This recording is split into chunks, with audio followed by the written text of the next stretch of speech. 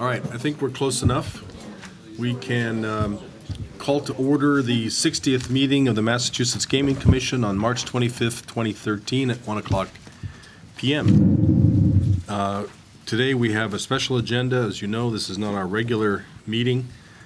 We have two major items, the evaluation criteria and draft regulations, and we will jump right off into those, and I believe Commissioner McHugh will walk us through the first item on our agenda.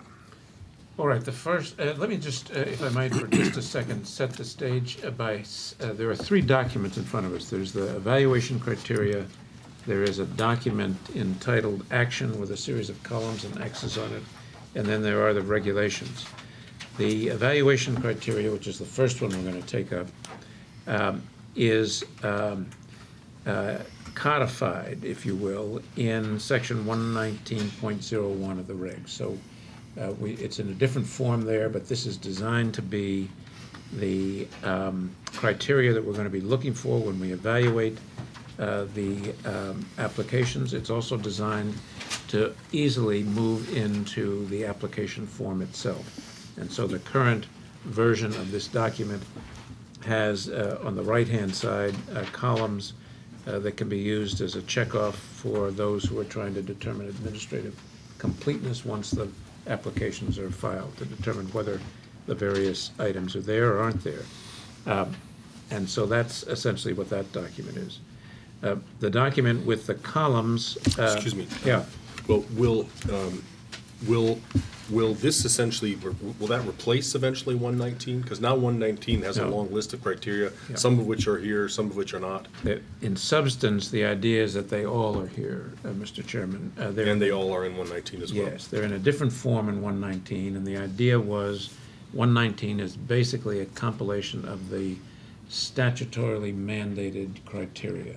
And we've expanded on some of those. We've phrased them differently for purposes of putting them in here, but everything in 119 is in here in one form or another. Okay, and they'll stay in these two different formats. They'll stay in the two different formats because they're grouped together in a way that the sort of linear progression in 119 doesn't allow.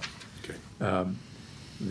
In addition, that gives us the flexibility to actually combine some of these things on the evaluation criteria matrix, so we don't have more appendices for related items than makes sense. So we can refine that as we go forward.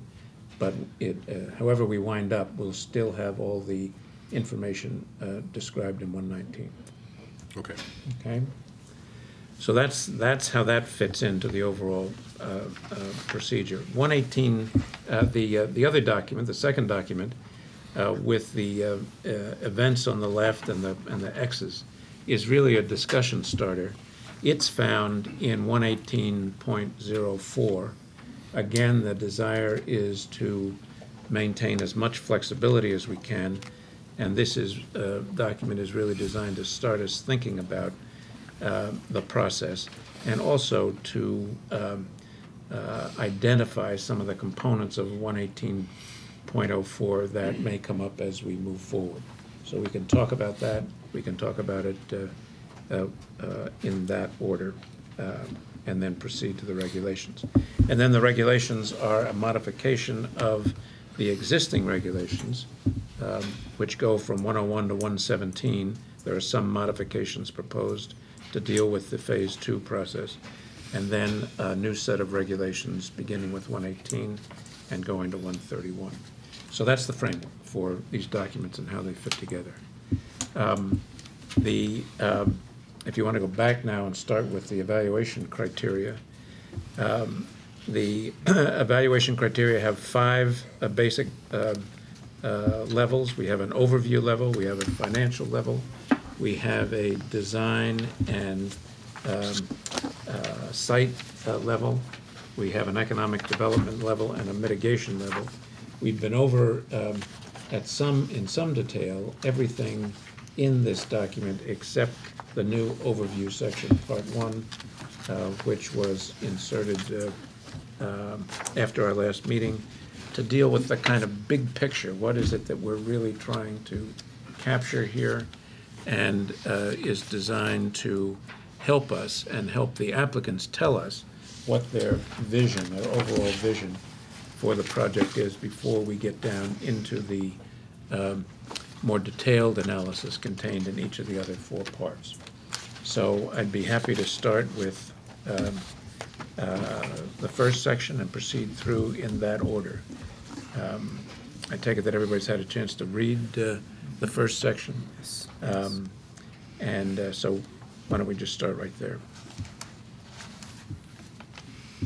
Anybody? No, I think that's a good idea. Just start with section 1. Section 1, yeah. Yeah. You, in earlier versions, because of different formats, some of these things appeared in other places. Are you going to pull those out when you edit, or let them just sort of duplicate?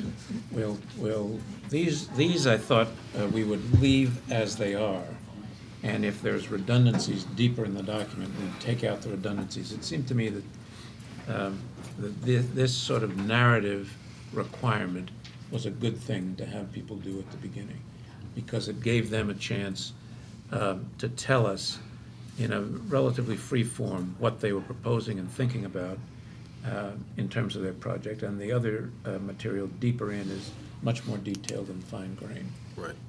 So if there are redundancies, they'd come out of the deeper part, and, Okay. and this would stay. Good. Mr. Chairman, I just saw 2 minor kind of, I guess, technical corrections. One in the last line just read a little bit awkward, where it finishes each region of our Commonwealth to travelers within and without Massachusetts. Yeah, we can change that. I like that. It's Old English. Without It is Old Massachusetts. English, but without Massachusetts. And then just a quick correction a little farther up, the second bullet. How does the project you oppose embrace the legislative language? That's like the squirrel. I don't know how to score that one. I didn't see No, that. that's Obviously Propose, propose. that is clearly. Proposed, correct. What is the squirrel you oppose? Embrace. I thought about these broad topics and appreciate the way it's written up. I drafted another question, which I'll throw out for everybody's consideration, about how an applicant can see. Well, preface this in that this is somewhat of an unusual economic development project. Again, if we ever had a circumstance where an employer was looking to come to Massachusetts and spend over $500 million and hire 2,000 plus people, we'd be doing cartwheels to try to get them to say yes. Here we have somebody with those somewhat same credentials or similar project that wants to come to the Commonwealth. And yet we seem to be, in most sense, just kind of standing back and say, what can you do for us? But the question I would suggest adding to this kind of overview is how can an applicant see the Commonwealth and Commission partnering with you to ensure a robust gaming industry that maximizes jobs and revenues? Maybe there's something, again, that we can do to make sure they get open faster, that they have an opportunity to thrive and succeed, and maybe they would want to make us aware of whatever those opportunities are that they see. I like those. I like that point. I do And too. it fits with that part of our mission statement that says we're looking for a robust industry with a healthy ROI and so forth. So I like that. Good addition. Others on item category 1? All right, let's go. Well, I just have one broad one. It's implicit in a lot of what we say here, but relative to execution, people will present plans, but if there's a broad question relative to how they make sure that all of those plans happen, that would be one element that I would like to highlight. But Can we include the Edison quote? Commissioner Stevens and I were briefly talking about an Edison quote, which says, vision without execution is just hallucination. Maybe that's not directly relevant here, but I'm not sure that's where this would go, but clearly that's a critical part of, do you have something in mind? Well, Do you have a way to frame it? Well, there are elements in the schedule, in the financing structure, clearly throughout the rest of it. But if at a broad level we were talking about if applicants could summarize what they see as the attributes that they bring to make sure that in general their plans come to fruition.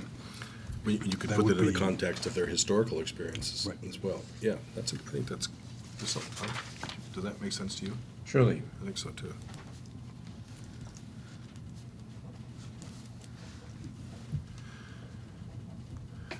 I think this has covered Commissioner McHugh elsewhere, but we've said several times, we don't want this to be the only criteria. We may come up with other criteria. I don't know whether that's in the regs clearly enough. Obviously, if we came up with new criteria, we would give everybody a reasonable, fair opportunity to respond.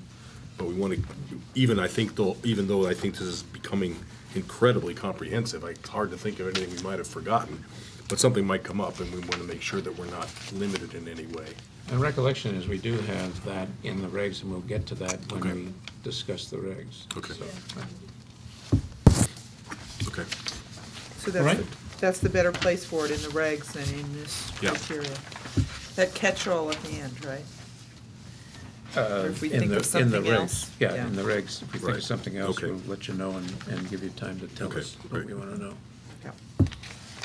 Okay, so let's go on to section 2 now. Section 2 through the end of it, this will be, I think, the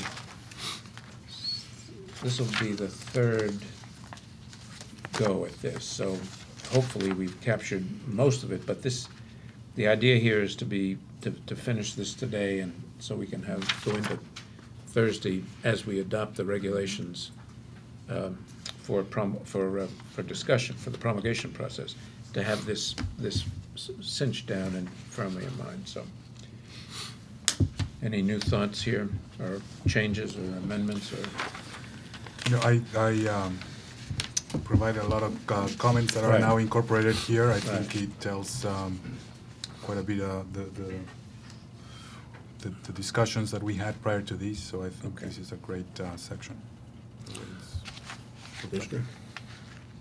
Nothing? No, nothing in the financial piece. I don't know whether this is covered well enough or not, but it's not, I don't think it's explicit. Under financial and capital structure, would it be helpful to add something like demonstrate the capacity to sustain operations in the face of a serious economic turn down? That's what's happened at other places, and we will be looking at their financing, but whether we want to make that explicit or not. Yeah, all right. And we have talked, and again, I'm not sure if this doesn't show someplace else, but we wanted to see a demonstration of diversity in their, if any, in their ownership and investors. Yes, now we have, that someplace else? that in part in the Phase 1 application. We've asked for detailed information Right. about their makeup and the diversity of all of the qualifiers. And in this section now, I believe we have added a section dealing with the same information with respect to financiers. And if we haven't, that, I intended to have that in here. I didn't see that in ownership and in investors and financiers. All right, well, let me double check then Okay. and make sure that it's here, because I intended it to be here. Although the officers and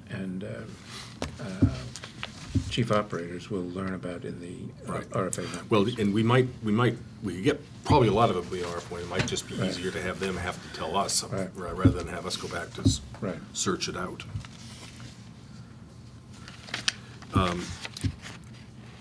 About halfway down in the green section, provide an enterprise pro forma 5 years for Category 2 and 15 years for Category 1. Where do those numbers come from, just out of curiosity? License, the The license license term. term. 5-year license for okay. Category 2. Is it 15 is it, year. okay, I don't know, I have no idea if it's meaningful to see a 15-year pro forma, but, One of the people we were talking about, about this process, asked for a 30-year pro forma, recognizing that, you know, that is almost impossible to predict, but at least it gives an idea as to what people are thinking about. Yeah. And so, given the fact that it is coterminous with the license term, okay, that's, thought we'd I'm fine with do that. Okay, and then on the last green above maximize revenues, it's just a tiny typo. List any entities owned or controlled by the applicant or any entity that owns. After the word applicant is the word or. okay. Okay. Yours is a different format. All right. I'll check with yours if I Okay. can't find it. Commissioner McHugh, are you done writing? I am. On page, well, the old page 3, the original before we have the overview, on financial, the third page, the highlighted section 18 in pink, Right. just above that, if the marketing plans for a Massachusetts facility differs from the marketing plans used elsewhere, describe the factors that led the applicant to. ... I saw the same thing. Just above the pink, the sentence just disappears. Oh, okay. Yes, okay. That's a formatting error. The rest of the sentence is there. You just can't read it. Oh, it is there? Okay. No, you can't. It's not on your paper. It's on the. It's All on- right. It's in the machine. Okay. Right. Okay, back on, yeah, unfortunately, I'm using the old format too, but in what was the second page, let's see, provide projections for tax revenue of the Commonwealth. Is this meant to be all taxes? Yes. Okay, so all tax revenue, Right. maybe, okay. And, okay. And let me just read through some notes that came from one of the submissions and see whether these are covered adequately.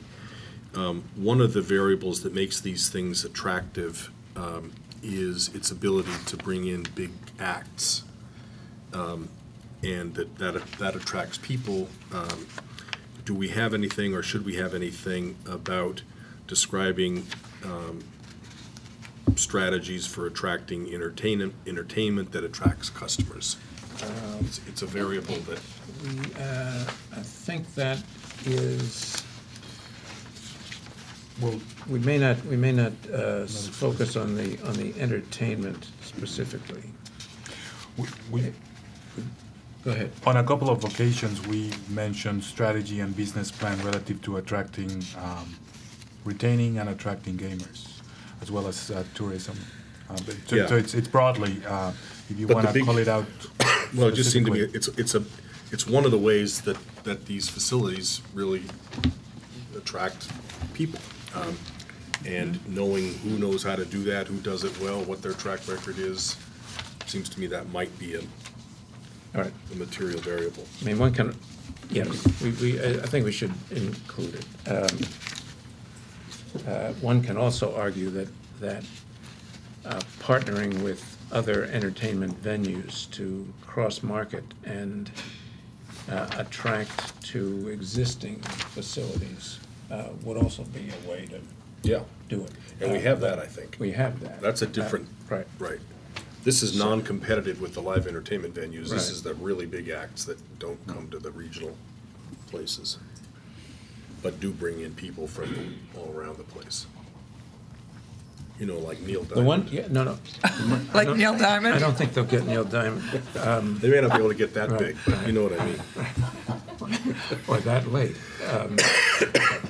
The one thing we've got to be careful about here, and that's why in the editing process, when we get all the criteria down here, we've got to go through this once again, just to make sure it is harmonious, is that we're talking about this as evaluation criteria. We plan to use it as evaluation criteria.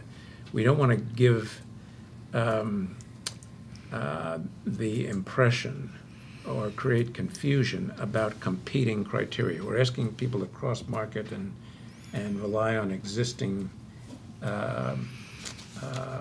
venues.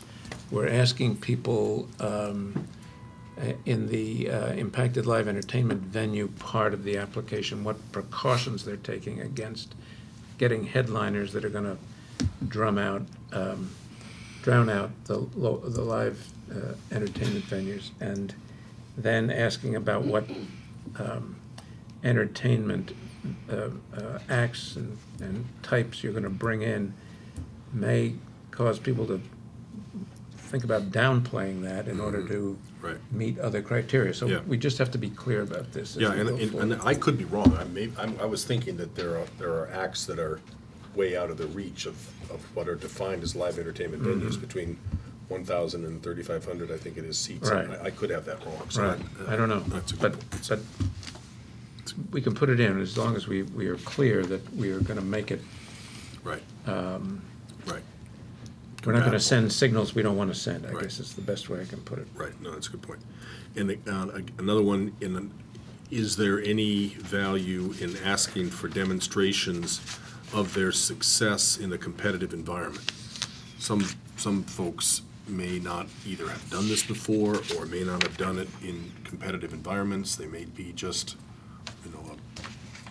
Las Vegas. Is there anything about similar environments that we would want to see?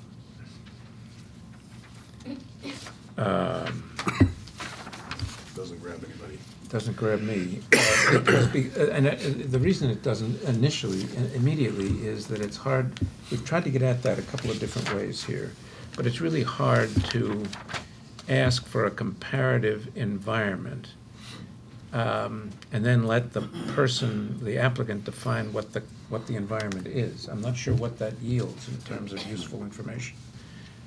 We've asked for history, we've asked for a variety of other things that get at history.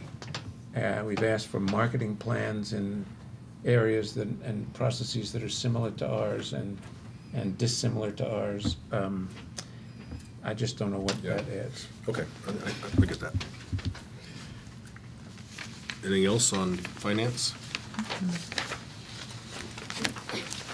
Okay, then building and site design, if we move on to that, is perhaps the most detailed. A number of these criteria in the right-hand column are going to be combined, but they come, as we discussed the last time, from a variety of sources: statutory, the AIA white paper, the forums we held, and other input we received with respect to green and renewables, green energy and green and renewable energy. So, any other thoughts, things we've missed? Under the first evaluation criteria, the third line down. Right. Describe relationship, if any, between the proposed facility, history and culture of its immediate and regional. I would like to just throw in architecture. History, architecture, and culture of its immediate and regional surroundings. All right.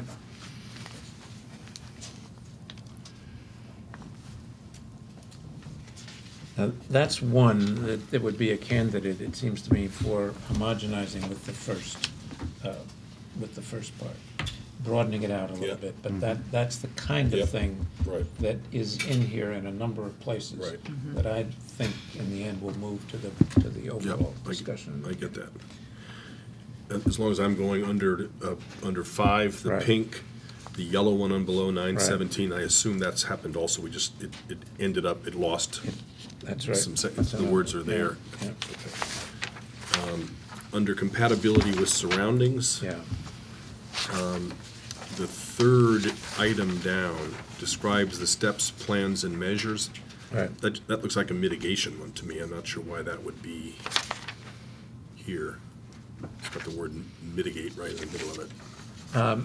Yes, I know. The idea here, the reason it's there is that the overall the overall design concept ought to include these kinds of things, and it's in the context of presenting us with the design concept that we'd like to know about that.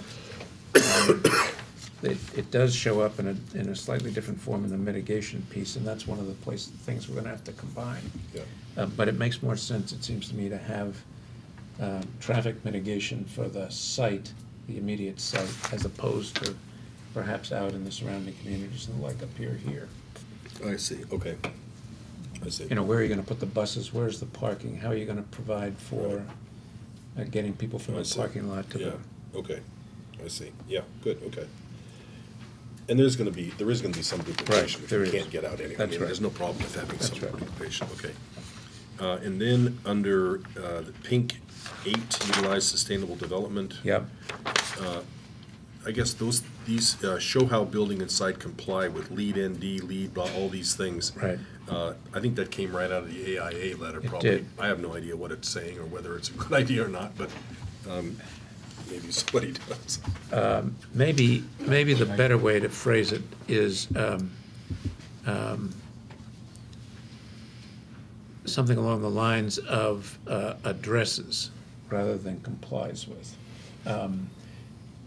LEED Gold is a requirement. Certifiable as LEED Gold is a requirement. The rest are not requirements. So addresses. Do you know what all those things stand Yeah, for? neighborhood development for lead ND. Okay. Existing building in the case there's renovation as opposed to new construction. Right. EBOM is operations and maintenance. It has this continuity not just of the construction piece, but during the operations. Right. So the generic, the comment of Commissioner McHugh is right on point. The idea of all these different standards is whatever may be applicable to the proposed project. Right. Not all of them may be applicable, and I guess that's the point. Starting from LEED Gold, there are other standards that are equally get to the objectives with the different idiosyncrasies of And the what projects. are these other two, ISI and IGCC?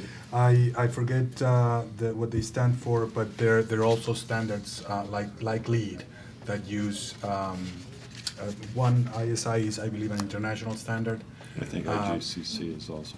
That get to the same sustainable, energy efficient, smart growth standards that are just a different metric, different Okay.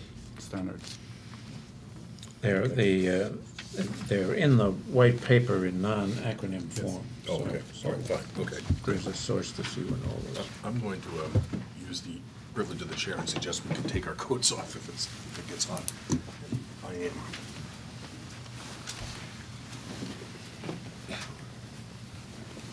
You two are warm against the afternoon sun here. Okay, that was it for me on this one. Anybody else? I see under Site. security, right, the next page, we did add some additional language there. We did. That looks very good. One of my questions was who's going to assess this in the proposal? So I assume it's on your list. So. Yeah. Okay, if there's no other questions with respect to the site design, then mitigation is the next one.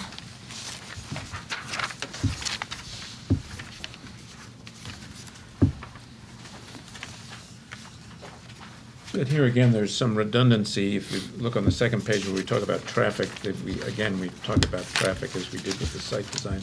We're really, the main focus of the traffic mitigation as opposed to the traffic site design is the approaches, the flyovers, the traffic circles and other things that you have to use to get people through the main thoroughfares to get there, not so much what's going on the site. So that's the kind of homogenizing we have to do. Anybody else? Under the first one, host community agreement, the fourth item says, state the total value of contributions of money or other things. Don't we want the individual contributions as opposed to the total value of contributions? The fourth item down?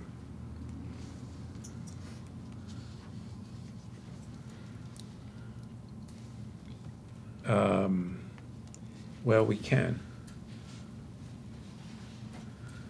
I mean, I'd like to have the total too, but I thought the whole point was to see the individual contributions that were made.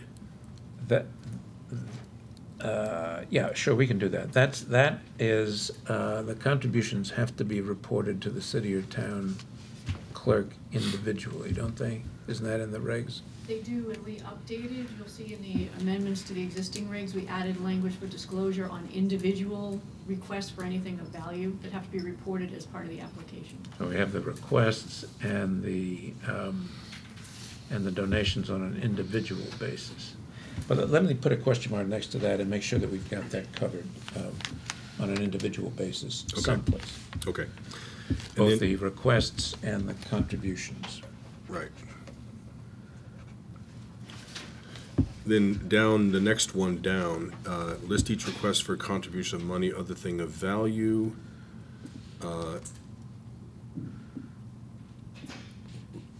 Request received from an elected appointed public official.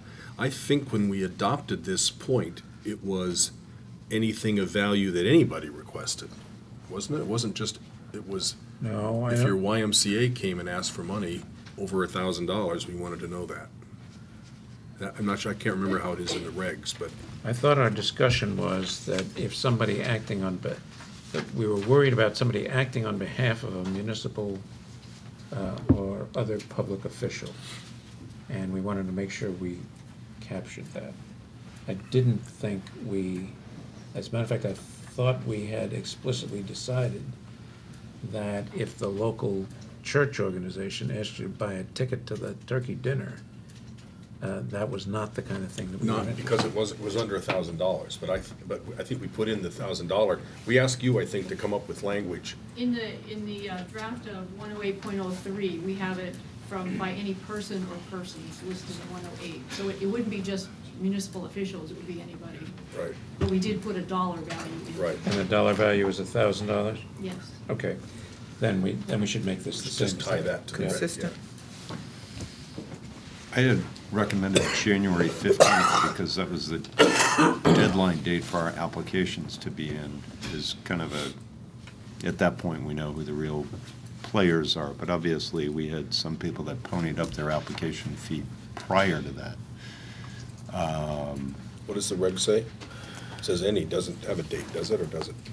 It does have January 15th. Yeah, Right. I think I'd recommended the 15th, but obviously if we had applicants who paid earlier, should we refine the language to say essentially whenever you became an applicant?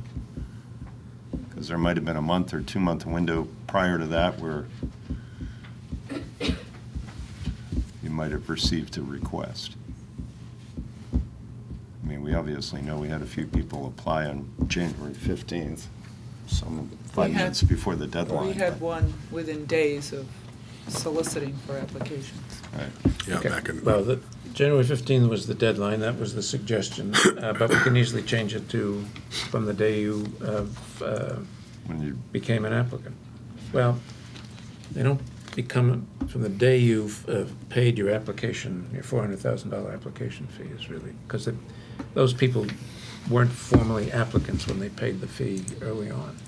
They were people who said they were going to become an applicant and agreed to be bound by the regs governing applicants. So we'll fool around with the language, but the idea is pretty clear. Right.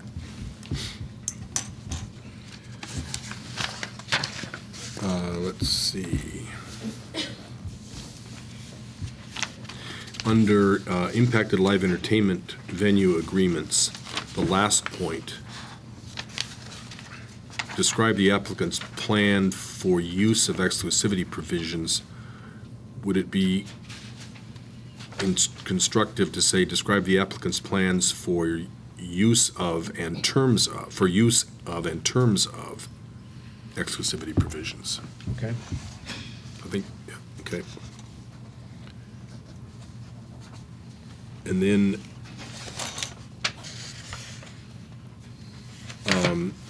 I think under, maybe this is covered some other way, but under number 6, implement measures to address problem gambling. I think we might want their demonstration of the way they've done this, their historic behavior.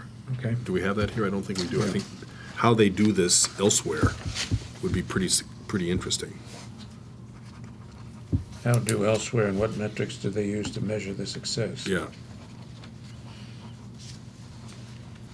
They have the metrics, I'm sorry, up above. They say, describe the metrics we'll use and the use to which those metrics, in the history of metrics. But other historic behavior, it doesn't have anything else besides the metrics.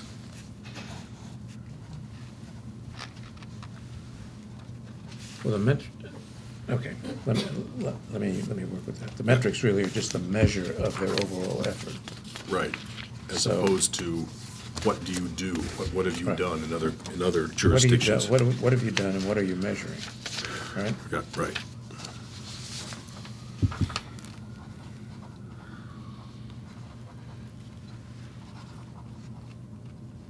And then How do you measure it? my last one is under other.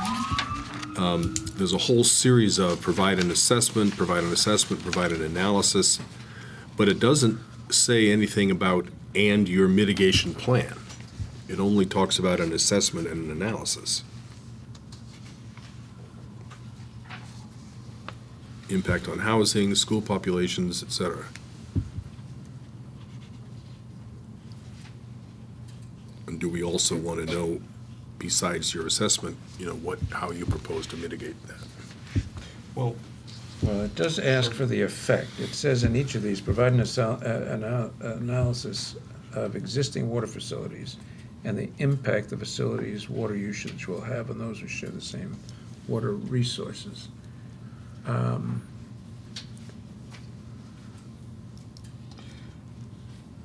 How do we get at that? If they give an assessment and it's adequate to serve all existing and additional uses, then there's nothing to mitigate, right?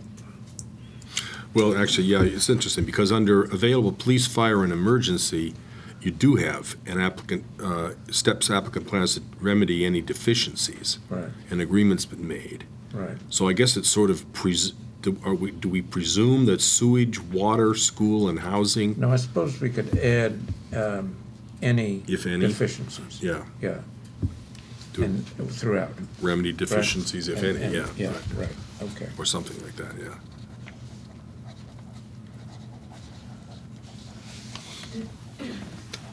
Okay. That was it for me. Anybody else on mitigation? Then you got economic development. Did I jump over economic? Yes. Oh, I thought maybe you. Second category. I thought maybe you had reordered it. No, I thought we did do economic development, sorry.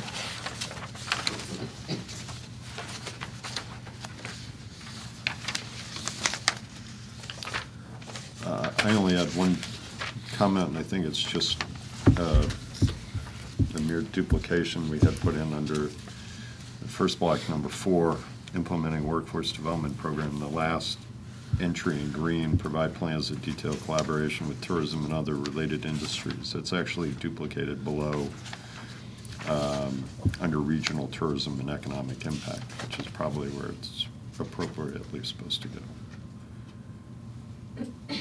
Third bullet down, if I'm still working off the same version.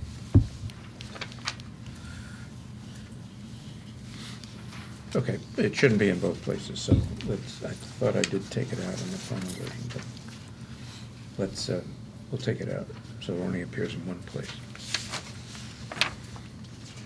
I had a question about the very last category on the green at the bottom of what is my page 4 on the old one. So it's the first page of economic development, the very bottom, the green. Right. Just provide documentation that outlines the ethnic diversity of the applicant's workforce. Are we looking for a percentage of what the populations are, and that, some places it may be very difficult to have ethnic diversity if, in fact, none exists in the state?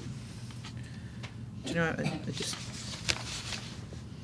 So what would you propose? I mean, we're looking for. Or maybe a percentage of the population in that area, something that would give us, are you trying to mirror the diversity in that region? I would think they would take that on themselves. I mean, they're gonna say, here's our workforce and Yeah, here's, how it compares to the jurisdiction or whatever. I don't so think we- you think that's implicit in that statement? I don't know, I don't know. It wouldn't hurt to put something else to make it contextual, but I think they would do that themselves. I don't think they're gonna need to be primed on how to make themselves look good or not look bad. But, And I also think that, I mean, these things are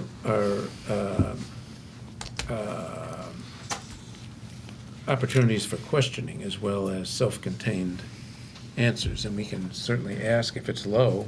I suspect all the applicants are going to be vigorously pursuing that goal, and if not, we can ask them why, and if the answer is that there just aren't that many people available, we can take that into account.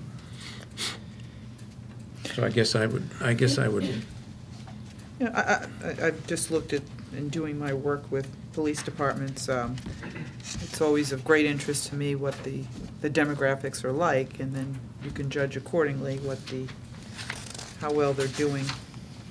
Well, suppose we said something along the lines of provide a documentation of your efforts to achieve ethnic diversity at other locations and the results of those efforts in terms of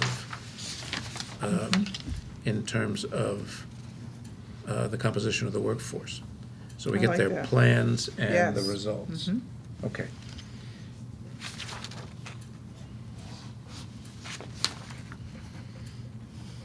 And that'd give an opportunity to take care of that kind of an issue.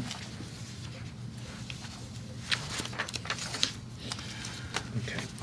I had a comment that could very easily be part of the form, but when it comes to 912 of the number, on the number of employees, the number of jobs, Where are you looking now? job creation, There's a 12th line down. it's First one in yellow. first one, second one in yellow. In the Oh, letter. 912, 912. Yep, okay. And this is statutory language relative to the number of employees. At some point, whether the form or by regulation, I suppose the form may be a better fitting place to stipulate that multipliers are usually separate. That the multiplier effect is not embedded in the calculation, or also make sure that we're talking about full-time employees versus FTEs, and those full-time employees are with benefits. I don't know if the threshold is 31 or 32 hours, in excess of that, so that there's way to compare across applicants, those kind of numbers. Some of the job numbers could vary if those assumptions are used differently, and that's my. Yeah, I think that's a good idea. One of the things that we can do and should do in areas like that, it seems to me, is provide some kind of a standardized reporting sheet, so that we easily can compare apples to apples, and as part of the various appendices include, where it's applicable and makes sense, Right. these reporting sheets. And Yeah, that's a primary area, I think, for that. Right. So,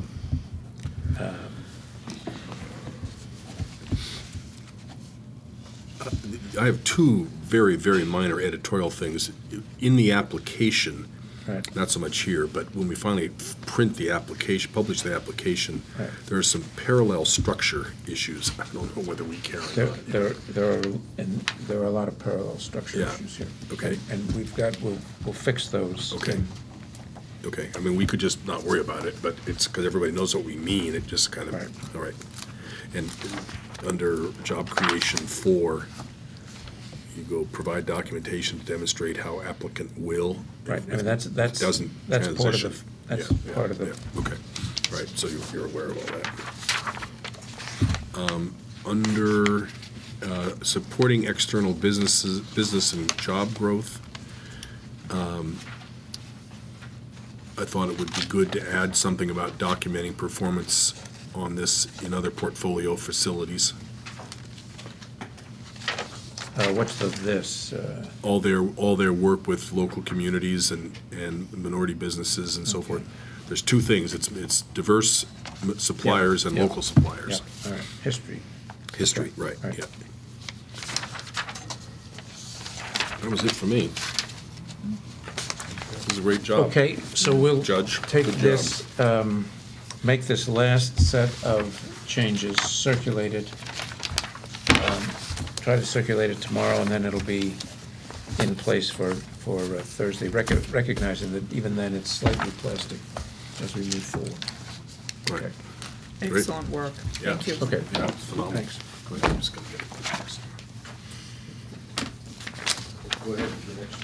Okay, the next one is really a discussion starter and and perhaps is better left for a thorough discussion until we've discussed the regs. But it's designed to pick up at the point where we receive the RFA2 application and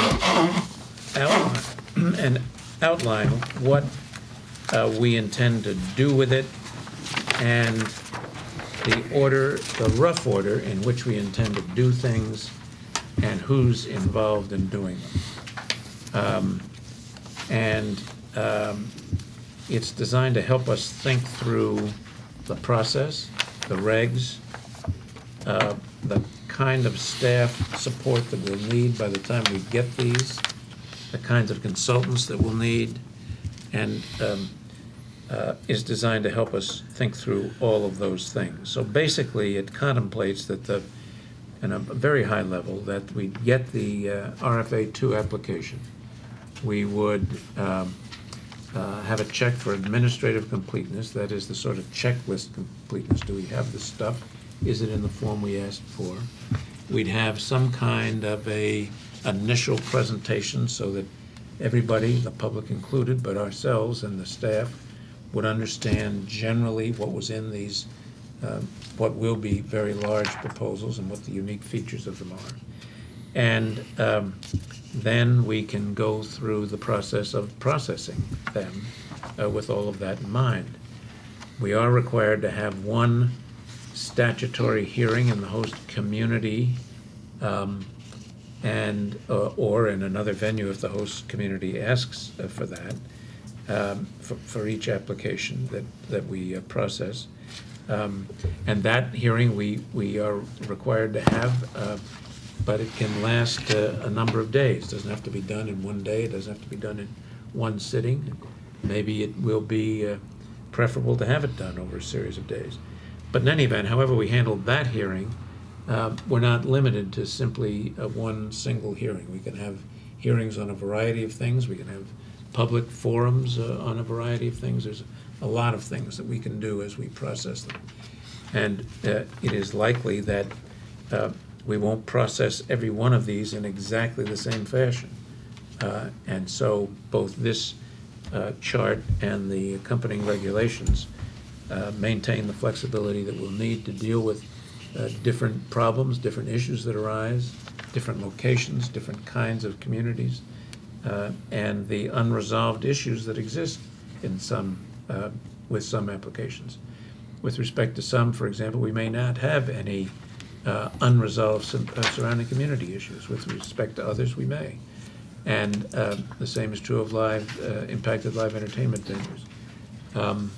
We may want to have a hearing on which we simply focus on some aspect of mitigation.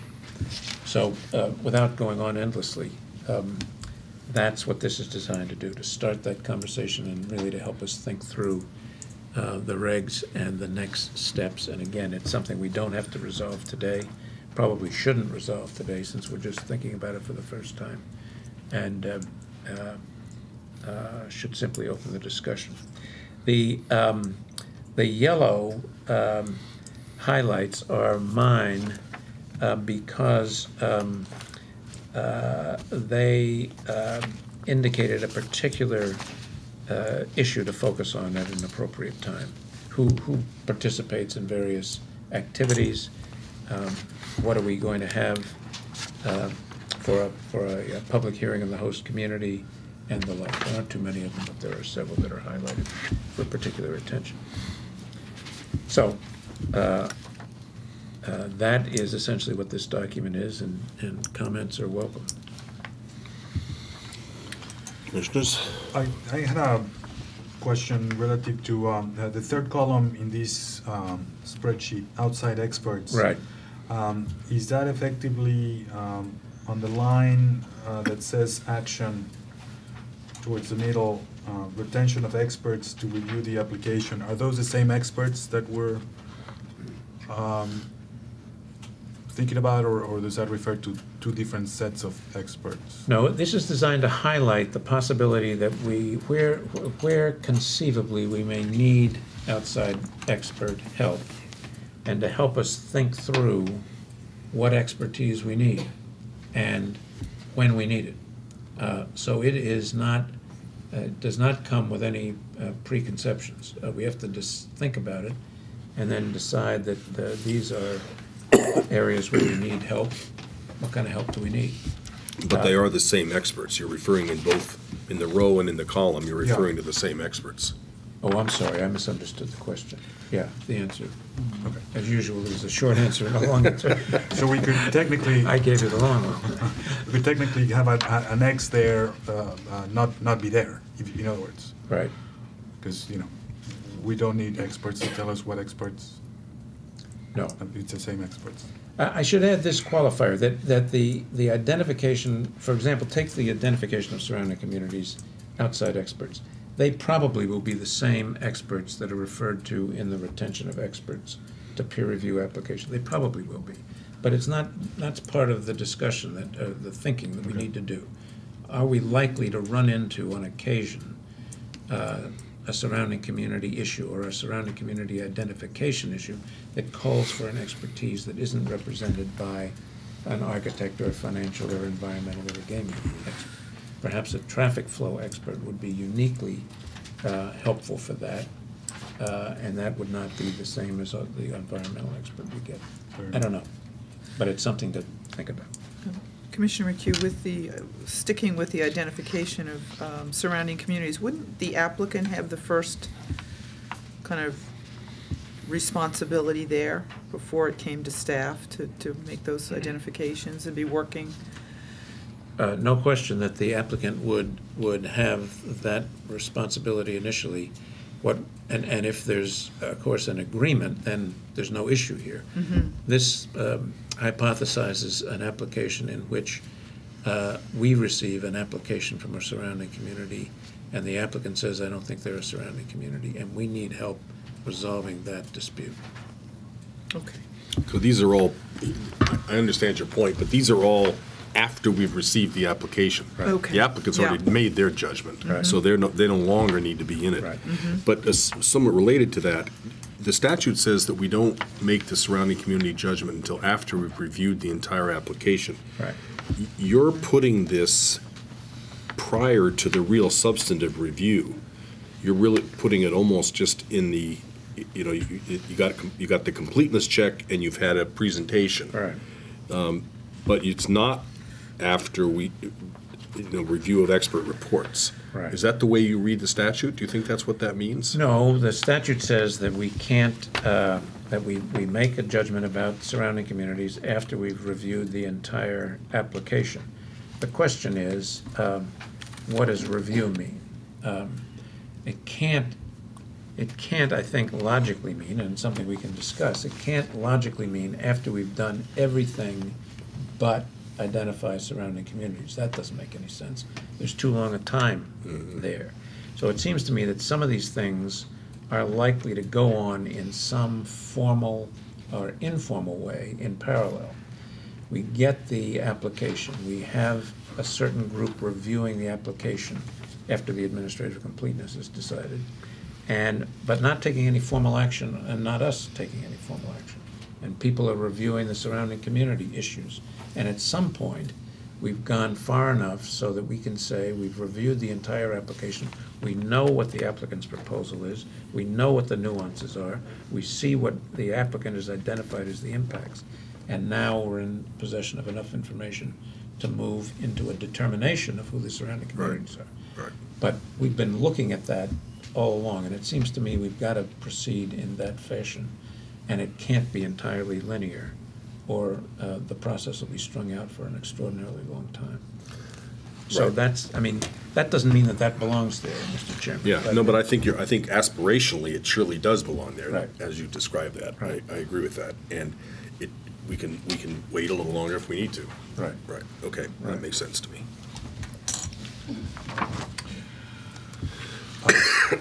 Just one thought relative to the experts to peer review the application. I think architects captures the general broad idea that's contained or implicitly here, but project managers as a subset or just like architects may also be very helpful. So, Okay, architects / project or program managers. okay. Just to, Yeah, oh, I'm sorry. sorry. No, go No, ahead. just to go back to that identification of surrounding communities for point. I mean, having it up that early in the process, we also expect that once we receive, and there's obviously a lot of attention around an RFA2 application coming in, that we'll also have communities who will reach out to us to ask to be identified as the surrounding communities. So that isn't necessarily just our own identification step. That may be That's right. a notice or communication from the surrounding community. Actually, identification, both in the surrounding community and impacted live entertainment venue columns, should more properly be determination. I mean, we've got to determine that, and we've got to determine those before we can get to the screening and before we can get to the next stage. So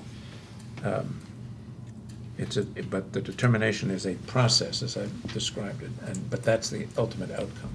Right. Initial screen, down below the first page, initial screening and narrowing of field. I don't think we've ever talked about that before. Have you sort of picked that up from best practice, or do No. you just think it's a good idea, or where No, did that come from? I've just put it on the table for discussion, and the idea is if we have 4 applicants, do we want to narrow the field to 2 and then proceed with a process, a further process with the 2? And again, I think maintaining flexibility is really important here, rather than tying ourselves in advance to a particular process. But it may be that when we get applications, that we get several, and several are pretty close, and those several are pretty far ahead of the others. And so we can come to a conclusion before making a final decision that the others are not going to make it. We've given them the best shot that they can take, and they're just not as good as the other 2, say. And so we might want to say, we're not going to award it to you, and then move on with the other 2. On the other hand, we may have 4 or 3 or however many that are very close, and we can't make that kind of a Right, judgment. okay. So this is a possible step. That's right. Yeah. Do we need to discuss now or at some point how we will manifest our decision? In other words, do you win by a majority vote of the commission? Do you win by a plurality vote? Do you win by do we need to figure out? We have not said that in the regulations, and we don't say it here. And we do need to discuss it. but I'm not sure we need, I think we do not need to tie ourselves down to doing that. The statute says the commission will decide. I think we need to let people know how we've done it, but I'm not sure we need to know and decide in advance exactly how we're going to do it. We certainly don't need to do it now. Right. It's something we might want to Right. think about. Right, we do need to think about it, we do need to discuss it. Right.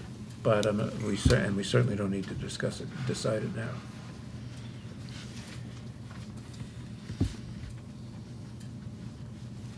Okay. What's under the other column? A/SC and A/LEV, what are those? The surrounding surrounding. communities and the live entertainment venues, and Oh, I see. the host community has to be involved in the host community hearing. On the next page, agencies would Right. undoubtedly be involved in drafting the conditions for the licenses. Just an effort to, and the A in ASC is applicant. So the Oh, applicant and the okay. surrounding communities are, Okay, yeah. And ES, under the next page? Under open meeting law? executive session. Oh, And that's why it's highlighted. I'm not sure we would want to do that, but I'm not sure we have the power to do that. But it's there to at least about. think about. yeah, okay. Well, that's a big topic at some It is. point. And structuring the commission's role in this and the staff's role in this is something that we all need to think about as we go forward. It surely is not something we can decide today, but it's something we need to begin to think about. And that's something Director Day is working on too. Right. He's getting his arm around the organization.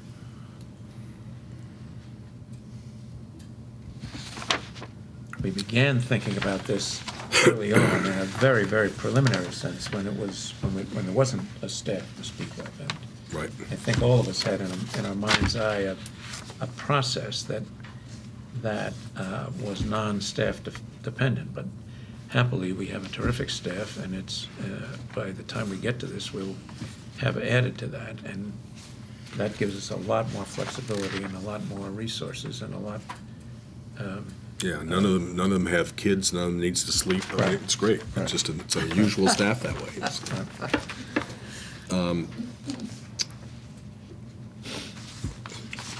don't worry, that was a joke. Todd blanched. He did.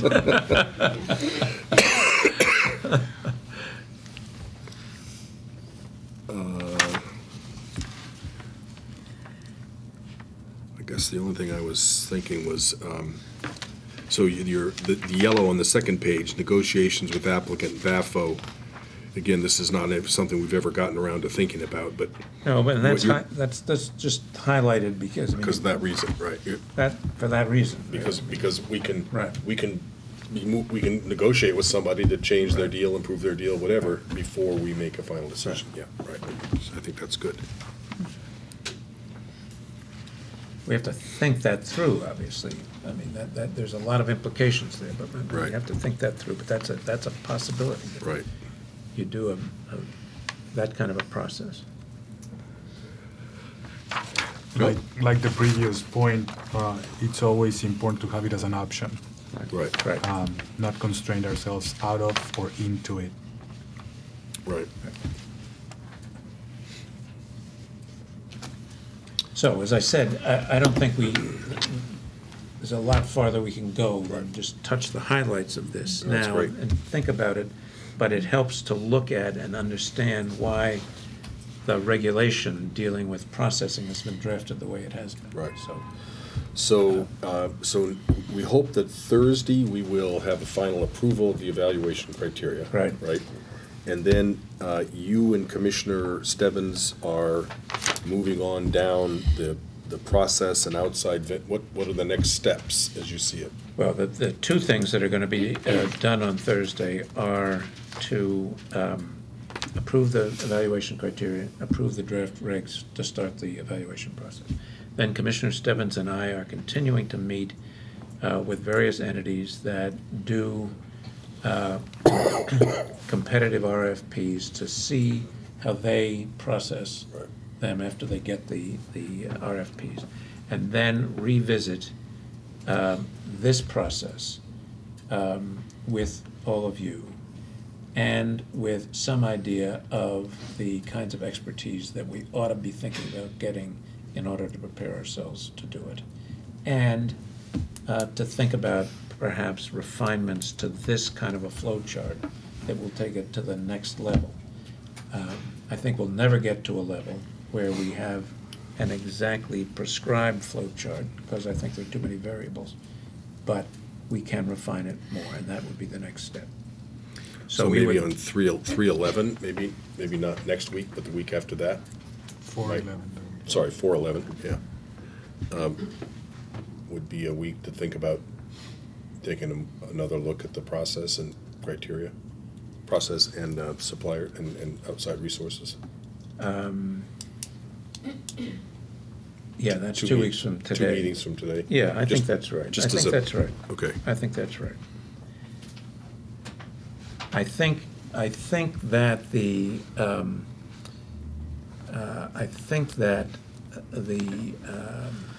kinds of expertise on which we will need to rely we can be pretty clear on that by then.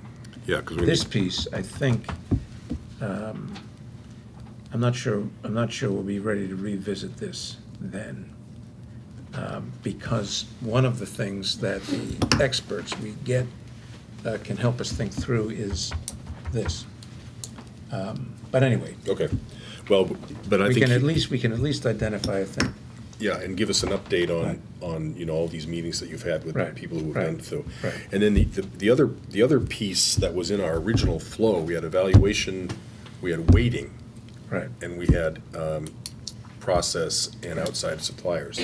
Where are we on the weighting? Well, the process includes how different people approach this.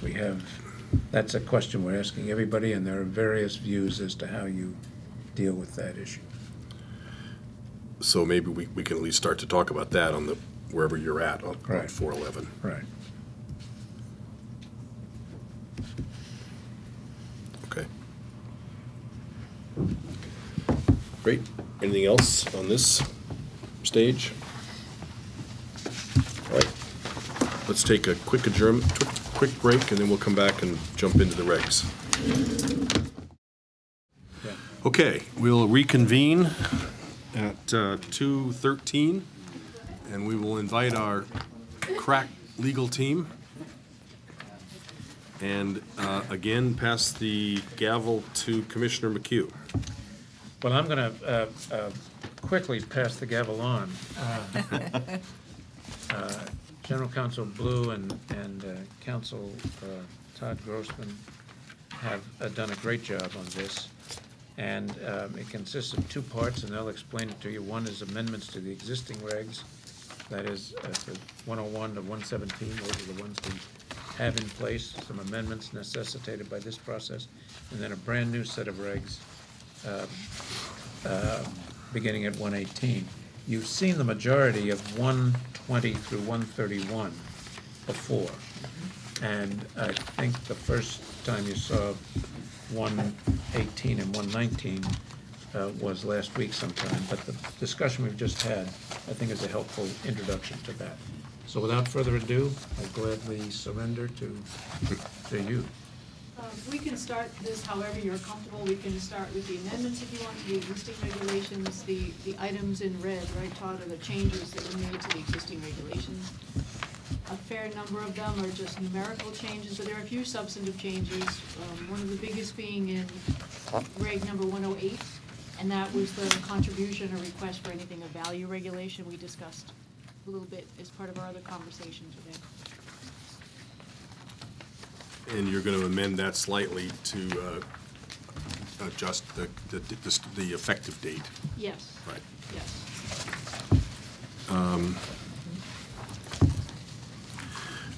Well, as long as we're on 108, might as well go through your amendments first, as long as you mentioned that.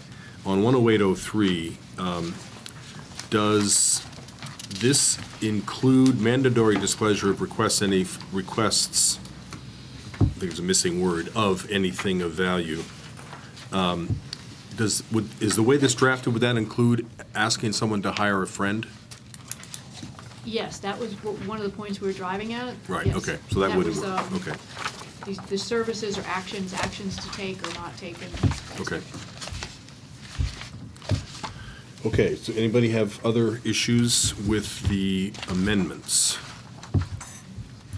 102.06, matters not provided for. Is this a section that isn't drafted yet? Or is this actually the way the section would read? That is the way the section would read. Oh, We okay. put that in there, and I wanted to draw your attention to that. That is language that is included in a number of other codes Oh, okay. that I've seen Huh. in my travels. And I wanted to put it before you to take a look at, to see if it was something that you think would work in the context we're looking in here.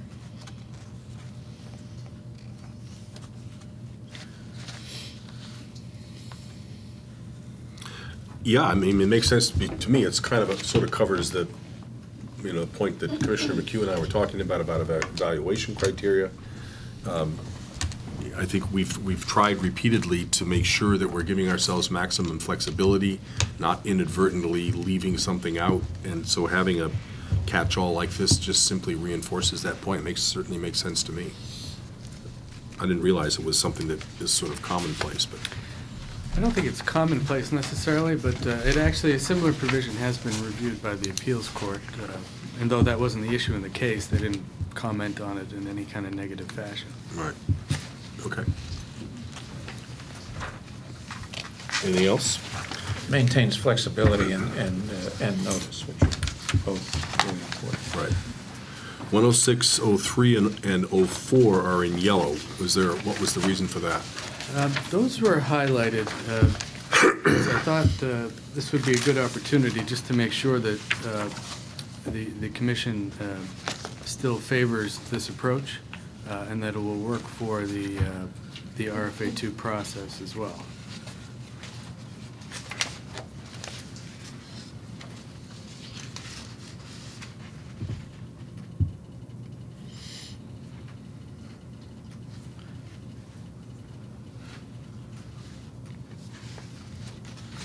Well, the only thing I saw in 10603, and I'm not sure it can all be. It can't. I mean, you can't file electronically a model of the site, and there may be other things. I don't know exactly whether there's other things that you couldn't file electronically. I don't know. I guess maybe now these days, if you got 3D printing, maybe you can file this model of the site, but there probably would, I don't know, maybe there's some things which you can't file electronically, and would this accommodate that? I think, Mr. Chairman, there's almost nothing that can't file electronically. Okay. And if there's something that can't even file 3D things, we can't print them, but somebody could certainly ask to be relieved from that if they had something so unique that they couldn't Okay. do it. I suppose probably you would, it's old-fashioned to think you'd have a model of a site. You'd probably have a video of the site, fly around and, yeah, Walk okay. through it, right. Walk through it, yeah, right, okay. Duh. Well, no, I mean,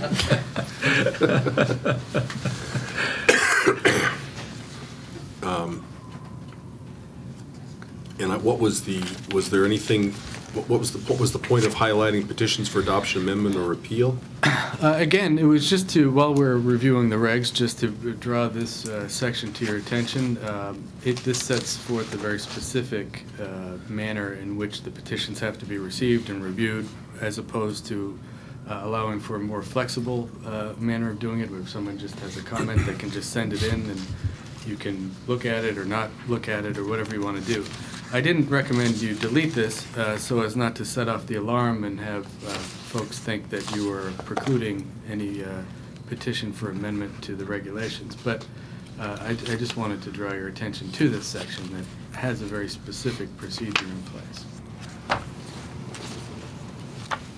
one of the benefits of such a procedure is that it is clear that that's what the person is asking for, as opposed to having something that's ambiguous and we interpret it as a comment and the sender interprets it as a petition, and some court later on thinks this sender was right. And this way, these things are flagged when they come in. We know what they are, and we know what our obligation in response to them is. So, Okay. Let me ask about the electronic again. It seemed to me there might be lots of big color printing. There might be multiple page, many pages of stuff. If we have it electronically, and we will very likely want to print some of it out. And do we want to do that, or would we rather? I guess we could always ask people to give it to us printed if we want to. But Well, the regulations speak to 10 copies of the application. oh, in Plus, print as well yes. as in print as Later, well as later on, yeah. Oh, okay, fine, all right. So we're going to get a print and electronic. Yes. Well, that's up for discussion as well. We've flagged that area as well to have you discuss. We wrote that in. I can't imagine that we could possibly review this stuff just on a computer screen. I mean, I No. gotta believe many people are gonna want a lot of printed material. And we're gonna have multiple teams looking at these things, so I would say we would want many printed copies, I would think, many hard copies, as well as having it online. So if this requires electronically Thank you. and 10 copies printed, that makes sense to me. So it should be both. 11902 that has completing the application. Okay. I was going to ask why we needed 10 printed copies. I can understand needing a printed copy or two, but I don't know the answer to that question. It just seems to me that, particularly with the volume that we're going to have here, that the electronic stuff is going to be easier to handle than the printed. But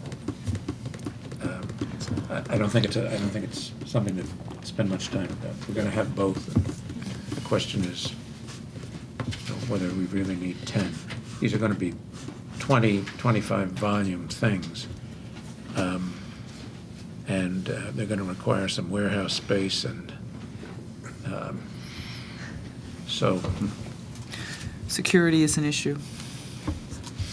Where do we These are get public, 10? aren't they? Did that? There'll be some financial things that will not be public, in all Yeah. likelihood. Yeah. Was it recommended to us? No, I agree. I'm agreeing with you. I was wondering also. I think that some of those type of items came out of the Springfield application, and that might have been one of them.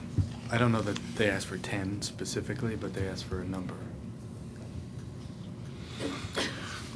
I don't think we have any idea. I mean, why not, let's get 10, and I think we're gonna need, my guess is we're gonna need a bunch of them. Commissioner McHugh doesn't think we're probably gonna need a bunch of them, so let's just pick a number and get it, and we can always get more if we need it. I really do, I'm not being entirely facetious saying that the volume, if we get 25, take a look at the evaluation criteria, translate that into an application, translate each one of those lines into an appendix. They're not gonna, that's the worst case, we're gonna consolidate some of it, but still, the volume of stuff is going to be huge. And to have, say, at 20 volumes, 200 thick notebooks for each of the 11 applications, you're talking about a huge, you're talking about a big room full of stuff. So it seems to me if we got it electronically and got a couple of printed applications, and then if we needed them, ask the applicant for more, we'd be in better shape. We'd have the printed stuff, and we'd have the space to store it, and we'd only need one watchman. And We have a principle here of everybody has permission to be wrong, so let's go with 2. Well, we've only rented out so much space. We're gonna, I'm fine with that. I mean, they can print a bunch up. Let's get one electronic and two to print. This is minor, but I think it helps along the way. Unbound 3-ring binders really help when needed to print or photocopy particular sections, as opposed to a bound copy. Yeah, yeah. Yeah, Yeah, that's good. no, that makes sense. Okay, so we are on the amendments. Are there any other questions in the amendments? The only other big issue in the amendments is the community disbursement section, in which we provide for involuntary disbursements. And that works hand in hand with the surrounding community section, so we could either look at this now or when we get to that. Page 23.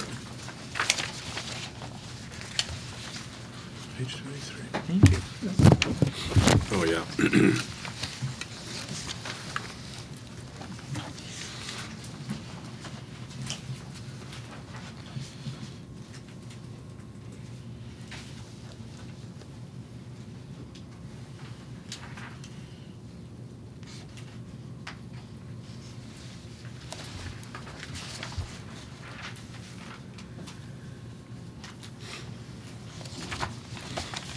So I think we've actually discussed a great deal of that before. The only part you may not have seen before would be on page 24, where we adjusted the section that deals with what the commission will do with any extra monies left in the account, but seems like a fairly unlikely scenario. But instead of it going, we just provide for a more specific procedure.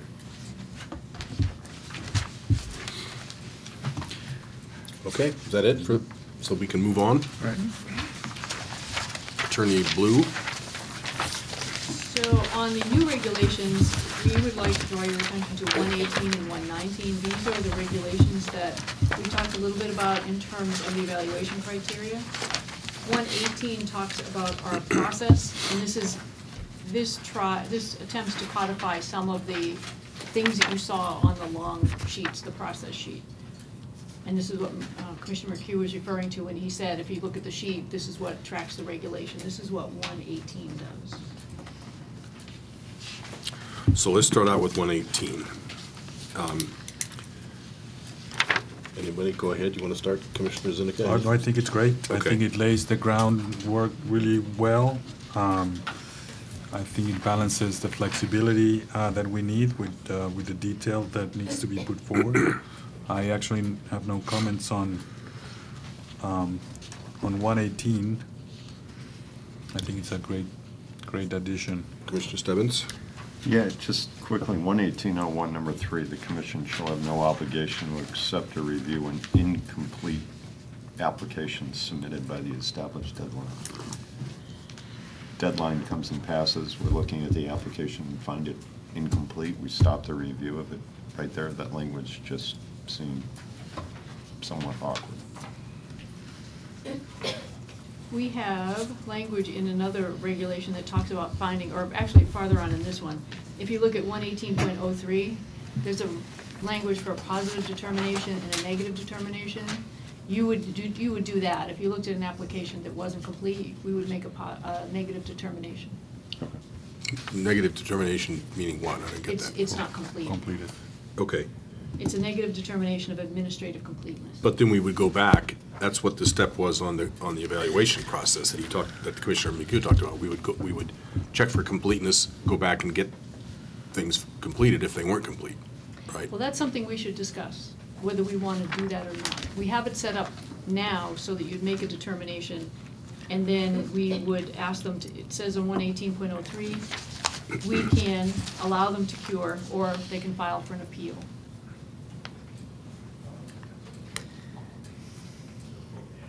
That's really designed to deal with the situation, and give the flexibility, but designed to deal with the situation in which somebody just throws together something that was clearly thrown together at the last minute. It's unlikely, given all that the applicants by now will have gone through to get to this stage, right? But let's assume that happens. We have this regulation allows us the opportunity to say, this is just so bad, we don't want to spend any more time with you. So, but does this say that without a petition by the applicant, can we just say to the applicant, you missed a few sections, get them to us? Or is it? Yes. Yep. All right, so either can happen. you know. Either or, yes. So we could, okay, Yes, and it really is about the flexibility. If you got an Okay. application that was so clearly deficient that you didn't want to consider it further, right, you wouldn't have to. okay. My only point was, do we need to make a reference in 11801.3 to the following sections? We can cross-reference that, yes. On the two above that section, presumably we're gonna set a date for each license, presumably. So for each of the licenses being considered, we'll set a date. Whether they're the same dates or not, we don't know, but at a minimum, we'll set a common date. So everybody will have to be in by some date certain for each license. Or each region. Or each, well, that's what I meant, yeah. That's what I meant, yeah, each license per, the Region B license, the Region A license, and the slots license. Okay, yeah. sorry. Right. And then if they wanted to file early, they could, or they can all come in on the last day, okay. Do we want to talk here or somewhere about when the application becomes public? And what is the process there? We know that, as we just gone through this with background checks, that people thought were applications, and when they really aren't, people are going to be asking for the applications. What is our plan, commitment, issues about making these public? And do we need to address that? Well, certain parts of the application will lend themselves easily to being public, depending on the information. We would have to review information, review requests potentially for confidentiality exemptions from the public records statute. So we would need some period of time at which to review the application and see what was there. But it is something we should give some thought to, as we Yeah. did in the other phase ones. Yeah.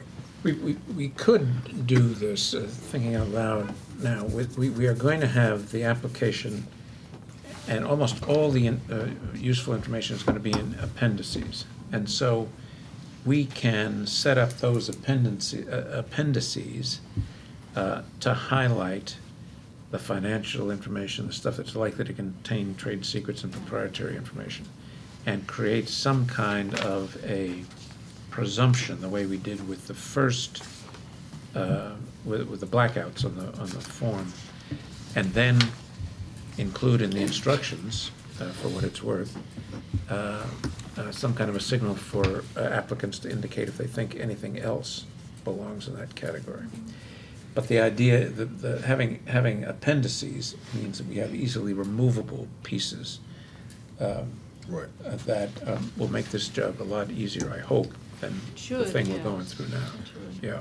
Okay, so the application form, like our last phase, like the phase 2 application form, like the phase 1 application form, will have those sections in it which we will volunteer may be redacted. And if anybody wants to have anything else redacted, they can so request. So we probably ought to have something about that in the regs, about that process in these regs? Or is it just on the application form? Yeah, we can do it in the application form. The Phase 1 regs contain the criteria for distinguishing between the public and non-public pieces of it, and the process for asking for additional, for things in addition to those that we designate. But we need to take another look at it. I think the infrastructure is mainly there. I think so. We can look at that. We can look at it, though. But we need, as we've gone through this phase 1 experience, we need to make sure that the bidders know what the rules of the road are here. For my money, for the most part, the very most part, I think these are by definition public documents. There may be, it's going to be the unusual item in these, in the phase 2 applications, which are not public. but presumably, as you, there may be some, but it's gonna be the exception by a long shot. But whatever those rules are, we just need to make sure that they are clear on them up front. So wherever we discuss it, we do need to discuss it. You could certainly see where some financial and security information is probably going to be information we're not going to want to have public. Similar with, because in this section we're talking about the review and review by potential outside consultants. It may not fit into here, but should we have some type of confidentiality agreement that we hold a reviewer to not share the information that's coming in?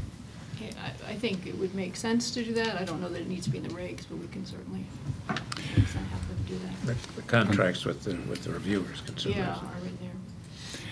And the financial information, in my view, there's a distinction between a public company and a private enterprise, which already the markets incorporate all of that. Right. But we're also going to be asking for marketing plans. We're going to be asking for things that may legitimately fall into the category of trade secrets or kinds of things that really do distinguish one applicant from another and reveal things that anybody would consider a trade secret. So there will be some things. Right.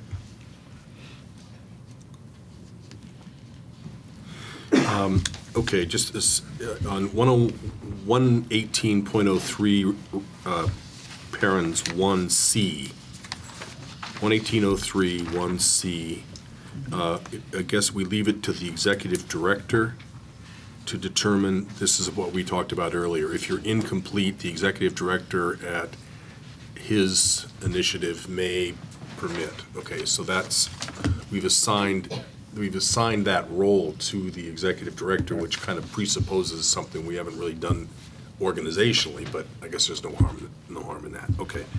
118.04, number 1, this is what we talked about before. Here it says that upon determination that an RFA2 is administratively complete, the commission will determine the surrounding communities pursuant to 205 CMR.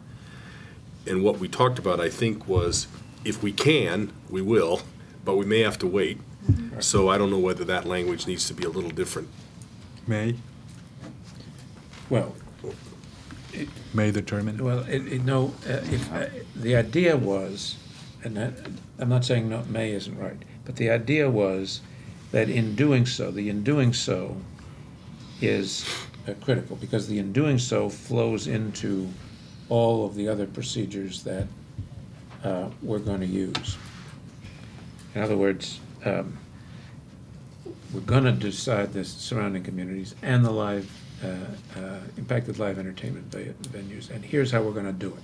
Here's a list of things that we may do in reaching that decision. Now, maybe that's not clear. No, I think it is. I think I'm wrong. I think I jumped. I think as I was reading this, I didn't really read the whole thing. Because once it's complete, we will determine communities, we will determine live entertainment venues, and review the merits. Right. It doesn't say in what order. Right. Yeah, okay. So I think it gives us plenty of The flexibility. order is flexible and. Right. And we certainly know as a practical matter, we want to do that as soon as possible so we Right. get the process underway. Right. And Okay. this permits the parallel that we were talking about, too. Is set, right. I agree with that. You, under 1, then it says, commission may take some or all of the following actions. It doesn't mention, under B, refer the RFA2 application. It doesn't mention to other staff or outside consultants. C really was designed, I think, to do that. Yes. Well, it says you can refer, you can retain them, but it doesn't, it's fine, I mean, No. We can add that. Sure. We can add that to B and have it referred to the experts and see. I mean, yeah, maybe it's fine. If we'll add it. it's fine, okay.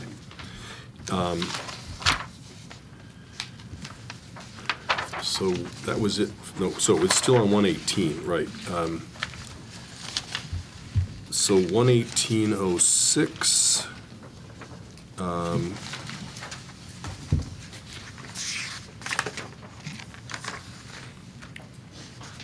Not sooner than, number one, not sooner than 30 days nor later than 90 after the commission votes to close the public hearing.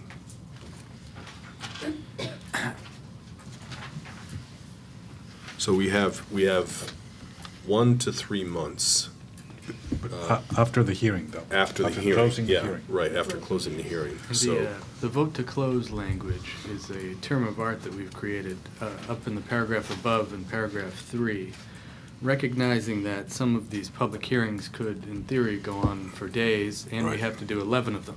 So you don't necessarily want to start this trigger after the first day of the first hearing, because you might not even be done with all the public hearings Right. by the time that 30 days elapses. So what this has done is it says that the public hearing is not closed until the commission votes to close it, which means that you can keep it open for a number of reasons. Right. You might want to take in further comment, you might Right. want to allow written comment, there's a lot of things. So you can vote to close them all simultaneously or staggered at different points. Right. But that the 30-day period will likely begin for all of the similar applications together. why do we, so, and we can also make it longer if we want to. That's C. That's C, right. Why do we want to put 30 days, not sooner than 30 days? If we were ready in a week, why wouldn't we want to do that? The statute says 30 Statute? days. Oh, sorry, okay. Let's go with the statute then. Why not? When in doubt. When in doubt, go with the statute. We'll refer to it every once When in in a while. doubt, stick with the law.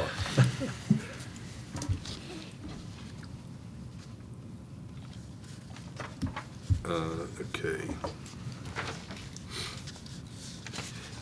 This is just out of curiosity, 11807-1, our proceedings are administrative and legislative in nature, not adjudicatory. Does that, so we're not subject to review theoretically, or what does that say? Yeah, we want to maintain, and this whole section is designed to, and it draws on existing language and existing decisions and the like. We want to make certain that this is understood to be not an adjudicatory process. There isn't any right to subpoena witnesses, there isn't any right to cross-examine, there isn't any right to do a lot of other things that you do in an adjudicatory hearing. In addition to that, we can consider a variety of things that are not governed by hearsay rules and best evidence rules and the other kinds of things that you'd find in a judicial proceeding. And if you think about the nature of what we're doing and the kinds of criteria that are built in the statute and the broad public policy issues that are embedded in the decision we have to make, an adjudicatory hearing kind of process really isn't fit for this. So we Right. want to make that point clear, Okay. that this is what we're doing and this is why we're doing it. And that gives us a lot, the flexibility that we need in order to make a sound. And because we say it makes it so? No, it doesn't. I mean, Okay. it's not that simple. First of all, the statute says that the hearing that we're to hold, the public hearing that we're to hold, is to be done in accordance with Chapter 38, Section 11 and a half. Section 11 and a half doesn't exist. As close as we can determine, and we have the power to determine this, that is a reference to the open meeting law, not another section of the Administrative Procedure Act that refers to adjudicatory hearings. So we start with that premise. Second, we go to the nature of the kinds of decisions that we're going to have to make. And they are, in Section 18, broad policy decisions, not the kind of adjudicative facts that typically you find in an adversary hearing. The difference between what's a sound traffic flow pattern is a very different kind of judgment than whether the light was red or green at the intersection when the accident happened. And thirdly, we have set up the hearing in this regulation, in the sections that follow, to show that we're not going to have any of the attributes of an adjudicatory hearing, such as the ability to subpoena witnesses, cross-examine them, and do that. So it's that combination of things together that means that these hearings are not adjudicatory and shows what we're doing. That doesn't mean that we're having a formless hearing. We're going to have an opening and closing of the hearing. We'll have notice as to when the meetings are going to be. We'll create a record on which we'll do things. but it's not the kind of thing you'd have in an adjudicatory proceeding. Okay. I'm sorry, folks. Let's see. 11808 gives us a little flexibility. A lot of I hadn't flexibility. thought about before. Yes. Yeah. That'll help on the budget side. Particularly that, right? glad, yes. Okay.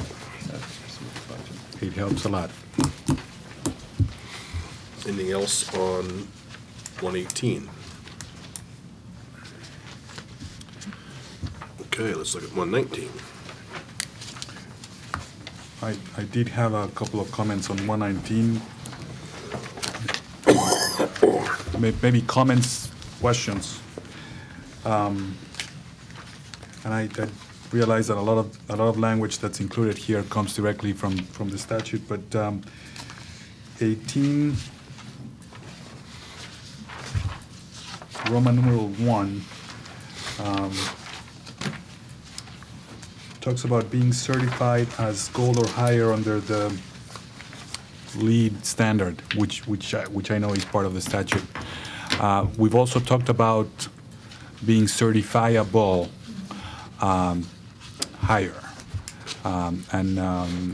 we've talked about not just the LEED standard, which could be platinum or higher, or even gold or higher, but also other standards. Is that planned to be included here, or is that something we can incorporate in the form of application?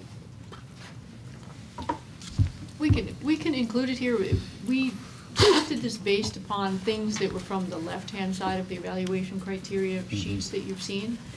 So it's a combination, it's what we have drafted there. We hadn't looked at the most recent draft of that, so there will be some tweaking that we want to do to that. But we can certainly change that language to reflect what's in the evaluation criteria.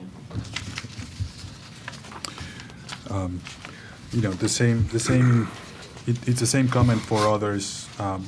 We can talk about those tweaks, but Roman numeral 6 in the same section, procuring or generating on-site 10% or more would be my comment, not just 10% of the annual electricity from renewable sources.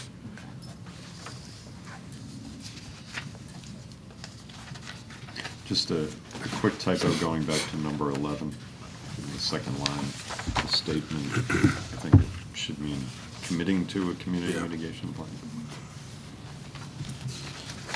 What does it mean, the little greens and those numbers? The green numbers at the end were included just for purposes of your review. They won't be in the actual regulation, just so you could see where each of these provisions comes from. This whole section is based on requirements that are in the three statutes that discuss the application. It's section 9, 15, and 18, I believe. So that's why these are intended to be the minimum requirements, so everyone has a sense as to what types of things will be included in the application. Certainly, there might be more things. I think it's likely that there'll be more things.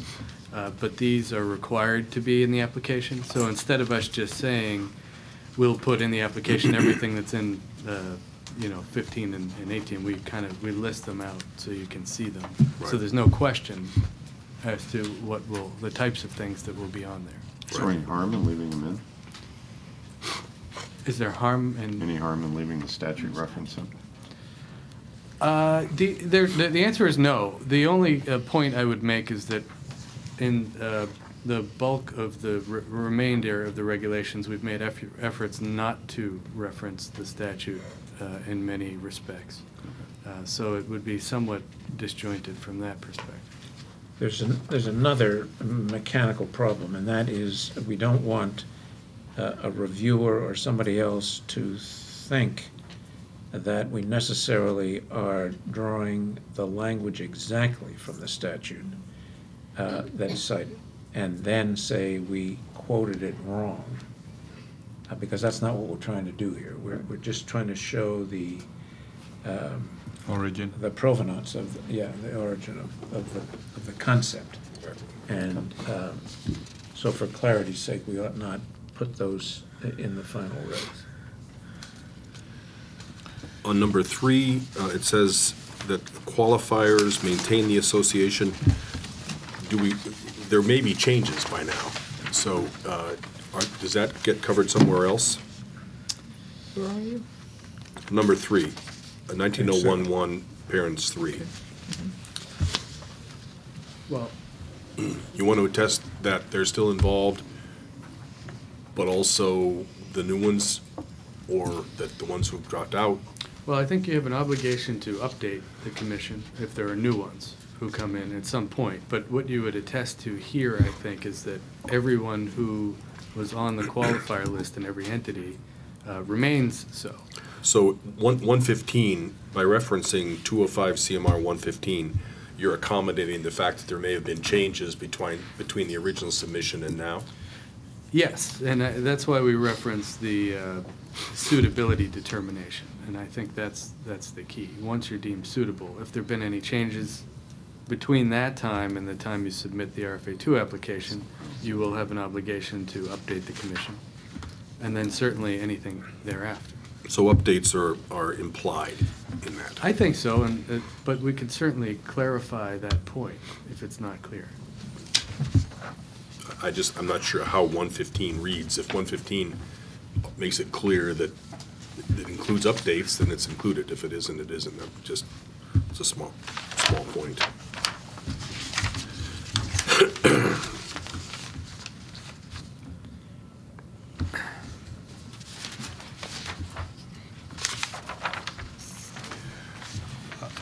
Is this, apparently, Go ahead. number 29 on page 10, I guess that this comes straight out of the statute. It comes straight out of the statute. The number of construction hours of labor? Yep. Yike. Who the hell knows a number like that?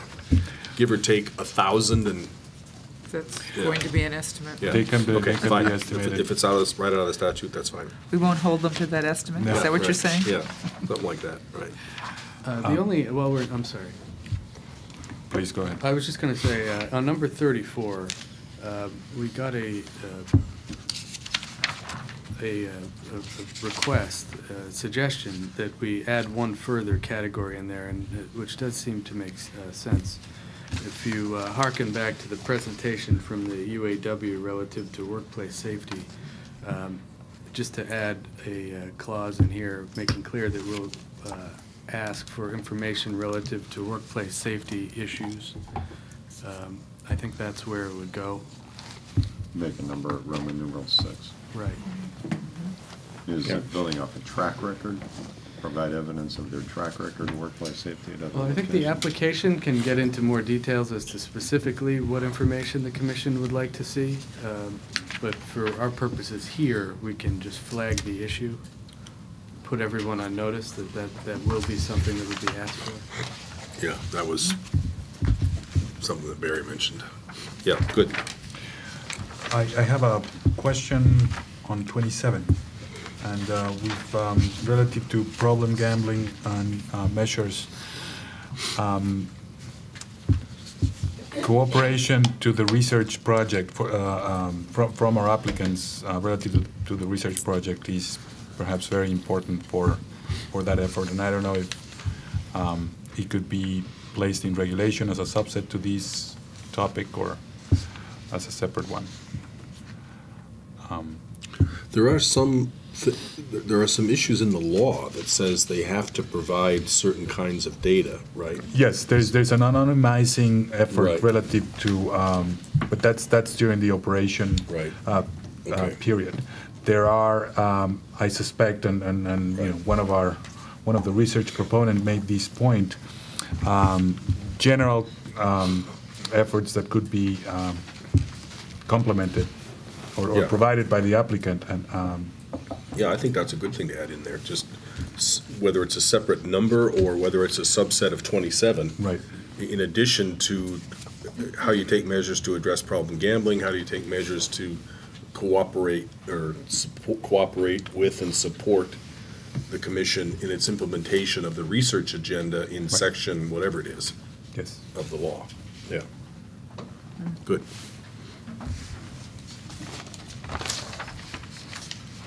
Other things on 119. subsection 51. The statute does talk about the applicant becoming a lottery agent, sales agent. But where we go to say, at the beginning of that page 13, that the applicant will not create, promote, or operate sale games as determined by the commission. Want to clarify. Which number are you? That's 51. It's still 51, okay. Want to clarify that that determination is of the gaming commission and not the lottery commission. Oh, Oh, okay. We sometimes capitalize commission for the gaming commission, and then, but we further, in this same sentence, reference the lottery commission in small caps. good. Right. Yep. Good get. Anything else on 119? Okay, 120.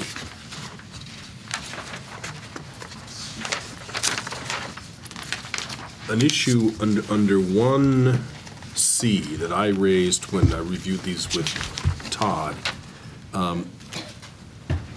I thought, agreed that we would require that a bidder has submitted filed their ENF. This goes on to suggest that there has to be things subsequent to that, which is the conclusion of the comment period and copies of all the written comments. I don't remember, A, I don't remember that we agreed on that. B, I don't know that it matters or not, but it's just something that I wanted to Well, review. doesn't the if any presuppose that if available, if it's still in progress, is that the section that you're in? No, C. Section C doesn't have any, if any. I think section C is mandatory. The way it's written here, right? And D and E are not mandatory, and I think that was to address the issue you raised. right. So, John, maybe you can help us with this. What do you remember? What did we talked about this at length, and what did we agree to? And does this fit with it? Yeah, so what this requires, it requires the secretary's certificate, but it also requires written comments that are submitted to the MIPA unit. So there are a lot of comments that are submitted by the various agencies as part of the secretary's review. And so what we're asking for is a copy of those comment letters, which don't always get attached to the secretary's certificate, so that we would be able to see what the Department of Transportation said Right. during the comment period, for example. And how long would the comment period be typically? It is a period of 20 to 30 days. I should know that, but it's Okay, it's so- about 30 so- days. You got to back out that period after you file your certificate. So we're now saying that, I don't think this is what we agreed to, that we might agree to it now, but I don't think this is what we originally agreed to. What we originally agreed to is you have to file the ENF and have evidence that you've done so. What we're now saying is you have to do that 30 days before you file with us, because you also have to have the comment period closed. Is that what we want to say? And why would we add that on, just to say, our point was, we were saying that the EIS is gonna take a long time, isn't possibly gonna be done. Let's just get them, some modest way into the process. Now we're adding another step. Is Well, that, that was part of the recommendations that were put forward previously, but the purpose of that is so that we could get the advantage of knowing what the comments were during that comment period. And I don't think that adding the additional 30 days before they have to file with us is actually too burdensome if they know that they have to get that in ahead of time. There's plenty of time to plan on that, especially since Okay. they're putting together all of their various plans as part of our application. And they have, many months to plan and get that ahead. okay. So you're knowing as you do where the communities, where the bidders are in the Yes. process, you're comfortable that this Yep. is not an unreasonable? No, very much so, and it Okay. provides very valuable information to the commission. Okay. And potentially communities as well, when they take a look at what other folks have issued as concerns. Right. Fine, I'm fine with that then. Anything else on the 120? Or 121? Or 122? 122, if I may interject here. I think this just bears a review. I've been advised that there is a distinction to be made between a project budget and capital costs. And we should just be aware of that as we're putting this together. Some of the things we have here would clearly fall into one's project budget.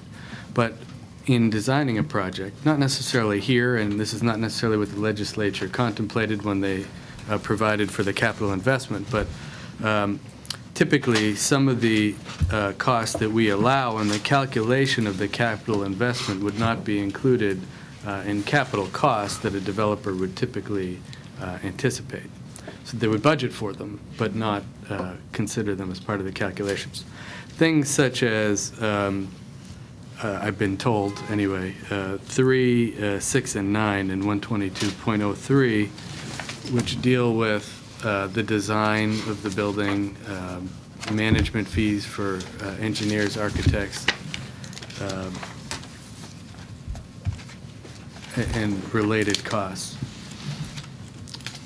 So it's just something to consider here as we put this together. I think the language as it exists is certainly well thought out, and it contemplates ensuring that a project of the magnitude that the statute anticipates is provided to you. But that issue may come up again when it comes to what you're allowing and what we're not allowing. Well, in this case, you're saying maybe we're over-allowing. Right? Yes. So the bidders aren't going to complain about this. I think really this is, what's your thought about this? Well, same as last time we discussed this, which is creating the balance. I'll try to summarize. Creating the balance between the 10% deposit that's required up front for the minimum capital investment that we hold in escrow, versus the notion of creating destination resorts here. So the more that we are over-inclusive, the more that financial security, in my view, we get by virtue of the 10% that we hold. The less inclusive that we are, the more that we require a destination resort, if you will, by setting the 500 million threshold. So that's a conflict. I hadn't remembered that point. That's a good point. But it cuts against maximizing the investment that the Commonwealth receives. Because the more inclusive you are, the less hard construction dollars, in effect, they have to put in. If we're going to include their design costs, that makes that $500,000 or whatever it is gets to go towards their capital costs, Right. which reduces, in a way,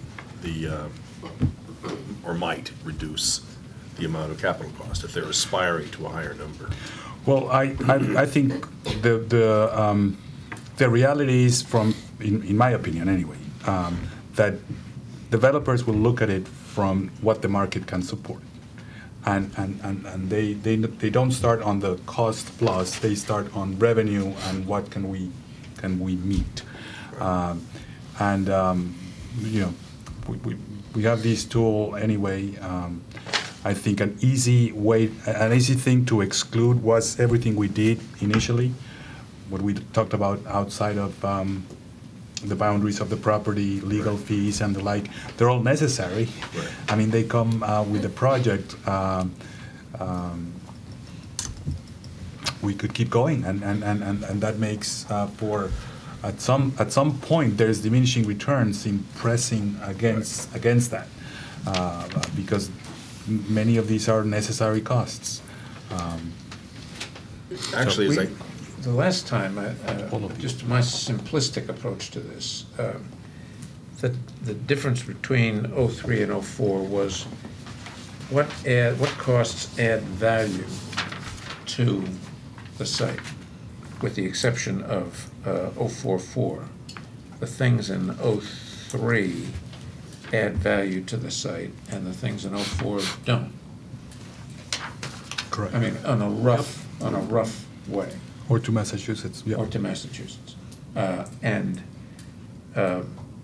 So it seemed to me that notwithstanding how an accountant might look at them, or how an investment banker might look at them, that was what we were looking for there, and that was the division, and it's a logical one, with the exception of 4, and we talked about 4 at some length last time, so it seems to me that this does that. Yeah, I agree with that. And I actually, as I'm thinking, I think that does make sense as a sort of a tool, which brings me to number 4, which I'll get back to in a second. But also, if we were concerned about them not getting to the minimum 500 million, then we might be concerned about them being able to use things like design costs to get from 4.5 to 450 to 5. But is that an issue with respect to the slots parlor? We've never heard anybody talk about how much money they're going to put into the slots parlor. Casinos, we've heard numbers all the time from many places. 125 million for a slots parlor, particularly if you have a pre-existing building.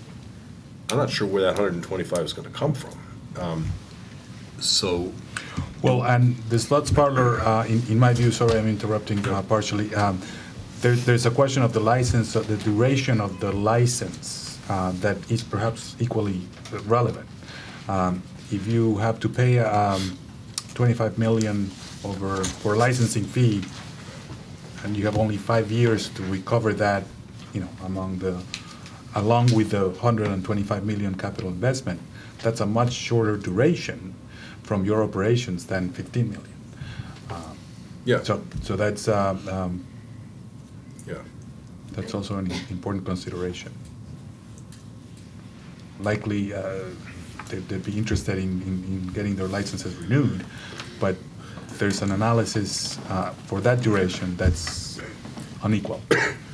But the only reason this really matters to us, whether you count it or not in the calculation of capital investment, is whether they get to the minimum required by statute.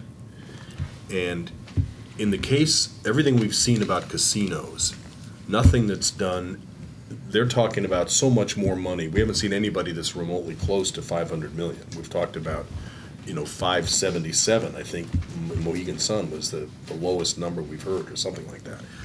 So in a way, it's academic. I mean, it doesn't really make too much difference whether it's in or out, as long as they've made their threshold. In the case of the slots parlor,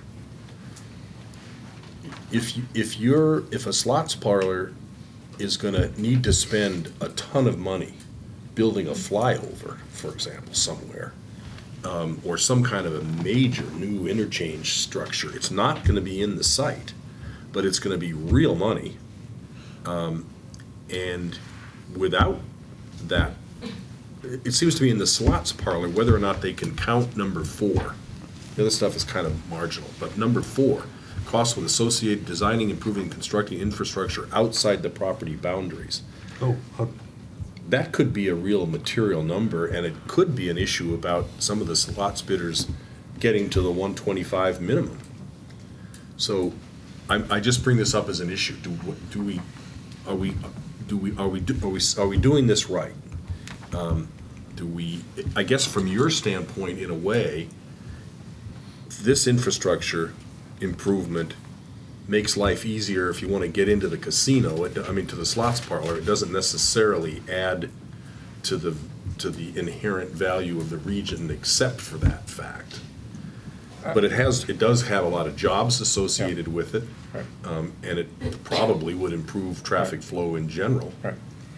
And this is the discussion that we had the last time. I mean, I think. I'm raising it again. No, I don't criticize. But for me, this one, number 4, is right on the cusp. I mean, you can make that argument either way. I thought that Commissioner Zuniga, though, the last time had an argument for putting it here that I agreed with, but I can't remember what the argument was. Well, that if you start counting all costs that are outside of the property site, you may be left with very little as investment in the property. That's right. which creates a very, not a destination resort. By the way, Then we don't pick them. Well, Well- 500 million with 300 million outside yes, is different it's from a 500 hotel. million with 450 inside, that's right. Right. But I think it's important to see where we started. Back then, we sort of ended up here. The point that Mr. Grossman is making is on the other direction, which is, at least by some measures, AIA being one of them, which is the opinion that from John Nunnery that you are alluding to, would have us only with one, only the cost of construction being at the ones to be allowable under this capital investment. Everything else being into 12204. And Let's try to think of what, That- I'm sorry, but that, just before we think about the implications, but that reduces the amount of the bond too, right? that's it, right, And so it reduces the incentive toward completion. in some ways. Yeah. Yep. Or our ability to hold All right, that incentive. Yep. all right. With both. right. It's, if you're trying to step back and see, what are we trying to do here? There's two things that are in the public interest. One is the size of the bond, covering the maximum amount of risk and investment. Second is to have as many quality bidders as possible. In general, I think we would probably think it would not be in our interest to lose a bidder because they can't get to the capital number, even though if you could count the 50 million they were going to put into infrastructure outside the site, would have gotten them to the capital number. I don't think that's in our interest. We may not ultimately pick them because they're putting in less money to the site, but to lose them as an option completely because they're not able to count infrastructure investment outside the site, that doesn't seem to me to be in the public interest.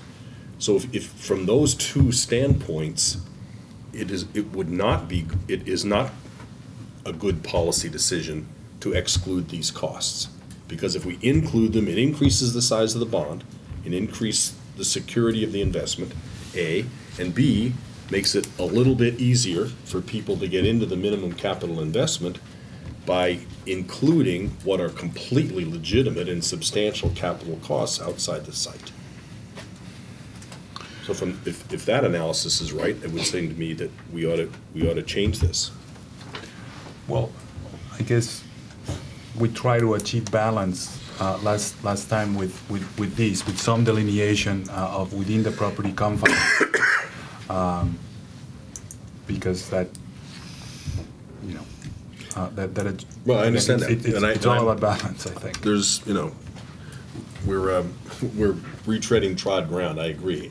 But I asked Todd to highlight this because I thought it was something that I was not particularly comfortable with. And that you're saying that, yes, it might mean that there's tons of money spent outside and the site isn't very impressive. But I think we would then not pick them. We have a way to deal with that. But if somebody, and that's the extreme case, $500 million investment, 300 is outside, and inside is only a convenience casino. All right? They get to qualify, they get into the bidding process, but we don't pick them. But if we lost somebody who was at 450 because we wouldn't count their 60 on the outside, that would be a bad loss, and we couldn't correct that problem. Mr. Chair, don't you think they've already done their due diligence when they picked a site? They know the kind of work they have to do, they know the kinds of mitigating efforts they have to put forth, and they know what our numbers are. So I don't think we'll be in that situation that we lose someone at this stage of the game because they're not going to make that number. I don't think we'll have that issue with the slots. Well, I would argue your same point, Mr. Chairman, relative to if they picked if somebody needs all the infrastructure, which could be big costs outside of the property line to meet the minimum capital investment, maybe it wasn't a very good property to begin with. I understand that. I'm not saying we would pick them. I'm just saying we don't, that may be true, in which case we would not select them. But it also may not be true, and if we lose them, as an option because of that, that doesn't seem to me to make sense. I mean, it doesn't seem to me a You're wise presupposing choice. that they will be lost, that they don't have the ability to read these and make sure that there's costs that allow them to meet that threshold by virtue of what they design. Well, yeah, true. They could see this and say, okay, because we have to meet these requirements, we Right. can spruce up our design and make it But be then we're worth 500 million by virtue of everything that's inside the property. Yeah, I think we're really talking about the slots parlors. I don't think the other ones are an issue. I mean, but if you think about it in the slots parlors, What about just differentiating between the slots parlors and the casinos and the regulations?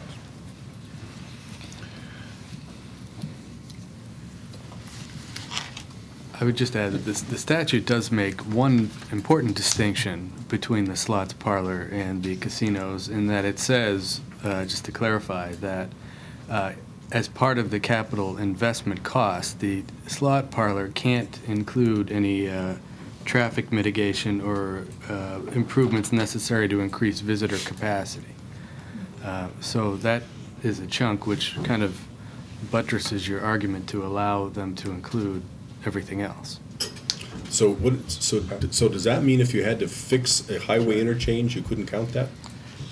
That would be my reading of what the statute says. Wow, well, so it makes this academic. Because that's the primary place money would go outside the site, would be traffic mitigation. 'Cause beyond that, it's going to be de minimis. So if you're reading that right, then what the point I'm making is fairly academic. So if you can't include that by statute, huh, I think the difference in the dollar amount is significant, and that accounts for, a smaller facility. The other way to deal with this, and we've now, I mean, it's a difficult discussion. The other way to deal with it is to leave it the way it is now and let others people comment. I was going to say the same thing. I'm good with that. So let's, And revisit it. I'm sure that there will be comment Yeah. on this. And how much, but I think. I agree with that. So, any of our partner bidders out there who are thinking about this or watching, we're interested in your thoughts about this. Or anybody else for that matter. Okay, so other things on 122. And then, so one other issue I would just raise is the other issue that was raised, or highlighted in 122.05. We have written in that, as far as the deposit and bond is concerned, that the commission would allow for the posting of a deposit bond as opposed to requiring the deposit of the cash. The statute allows for the commission to make that election. Obviously, there's a big difference between having the cash in hand and just allowing someone to post a bond. Well, the only issue to me, I guess, is, I like the idea of having the cash, because, it gives us something we can do something with, or the Commonwealth can do something with, but is the... It has to be in escrow, though. In escrow, yeah. So Oh, not I know we really- can't spend it, but at least we can, where we put it, might be of some interest to Okay. somebody. All right. I didn't mean we could use it to go to... Go to the new headquarters. Yeah, but is the liquidity of the bond equal to the liquidity of cash, as a practical matter? If the answer is yes, then I'm okay with this. Well, it depends on the bond Yeah. guarantor. Not too long ago, if it was American International Group in the midst of the financial crisis, we may have our doubts, which is why cash would be king, in my like they say. But we have experienced counsel here to look at the terms and the institution. And We make would need to recommend- review the terms and who issued it. We Right. would want to be careful and give that, very good thought when it came in. We could set a requirement like the guarantor be rated, Yes. certain rating or above, and that as soon as that rating goes down, which is not uncommon in recent years, we could exercise an authority to either call or not call, require additional some additional cash or some Or a other new measure? bond from Or a a new different bond from a new, yeah. organization, yes. from- Okay, so this is pursuant to our approval, so so that's fine. Okay, I'm fine with that. What about a deadline? There's no date by which time they have to do this. There is for the license fee and the $600, but there's no What is that, 12205? 12205. The others were 30 days, correct? Right. 30 days.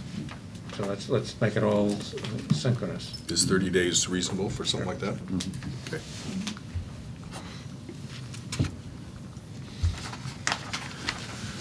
Section 123.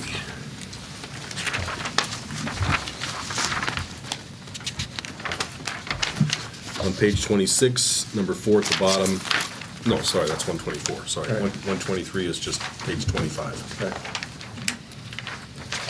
Section 124. We have agreed and talked in the past about item number 4 at the bottom, about not holding until a positive determination of suitability is made, the election can be made. That issue has been raised by a number of communities, and we're thinking about it, but for the moment, this is the way it stands.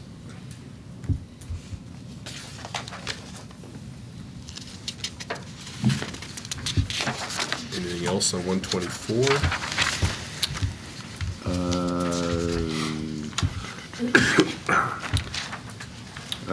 Yeah, just quickly under 12405, number 1. It just seems to conflict. You say the polls can open at 6, no later than 7, have to be kept open at least 13 hours. Well, if I open at 6, I'm done by 7 p.m., but then you say the polls can't close until 8. Yeah, good point. Just scratch that last sentence. Right. Well, I mean, most, Right. Did we check the statute on that? That they couldn't close before 8? The reason this is in here is because the statute, Chapter 54, provides for different polling hours for cities and towns for special elections. So it was suggested to us that the commission should come up with a prescribed time for it to be open, which is different from what you're saying. So you're saying necessarily it would be open at least 13 hours. You're saying it can open at 6, but it If it was open 13, it would can't be open open till before, close before 8. well, we could, the idea is, first of all, you don't want people to have the polls, so that the voting is from 3 p.m. to midnight, Right. right.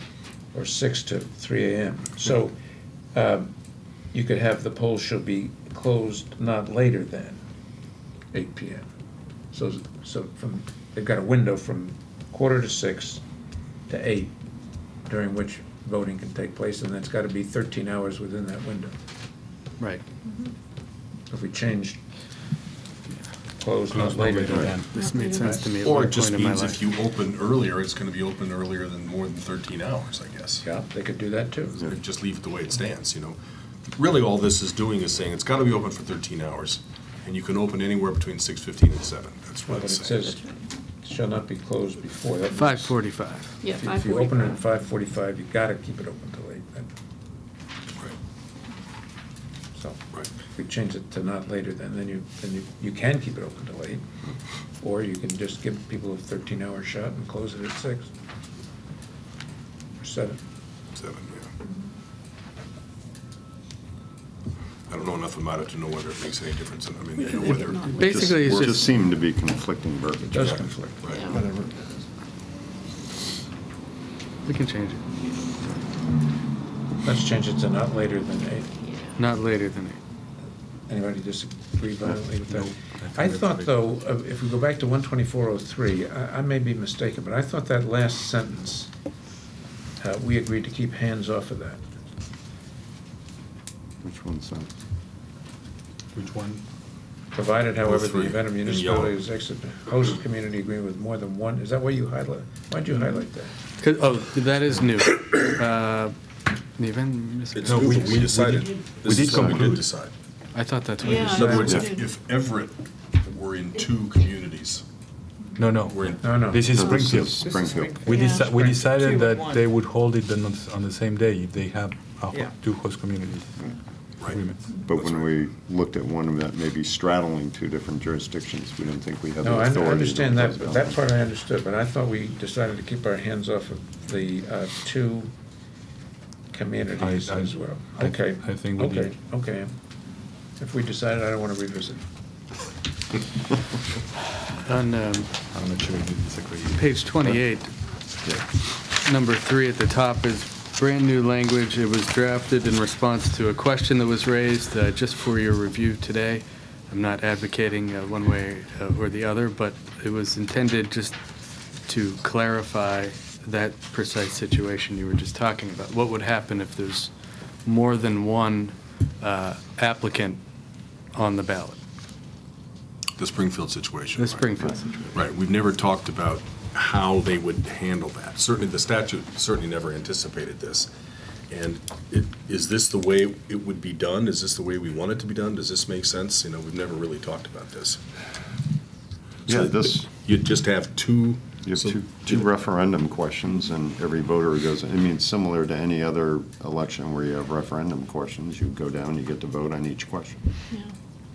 But I think it's just So you spelling out that would ability. vote, so you would put each one, you'd put each summary, and then they would vote yea or nay on Right. each one. And could, right, And and you could- tell them that, you tell them this, that they can vote yes on both or no on both, right. Or yes and and no. that there's no specific order. I mean, that there's no purpose to the order. Right. And it's the questions appear. Yeah, that's good. Right. How will Okay, the applicants be listed? Alphabetically? Would be up to the municipality, as long as they put in the language, it's no particular order.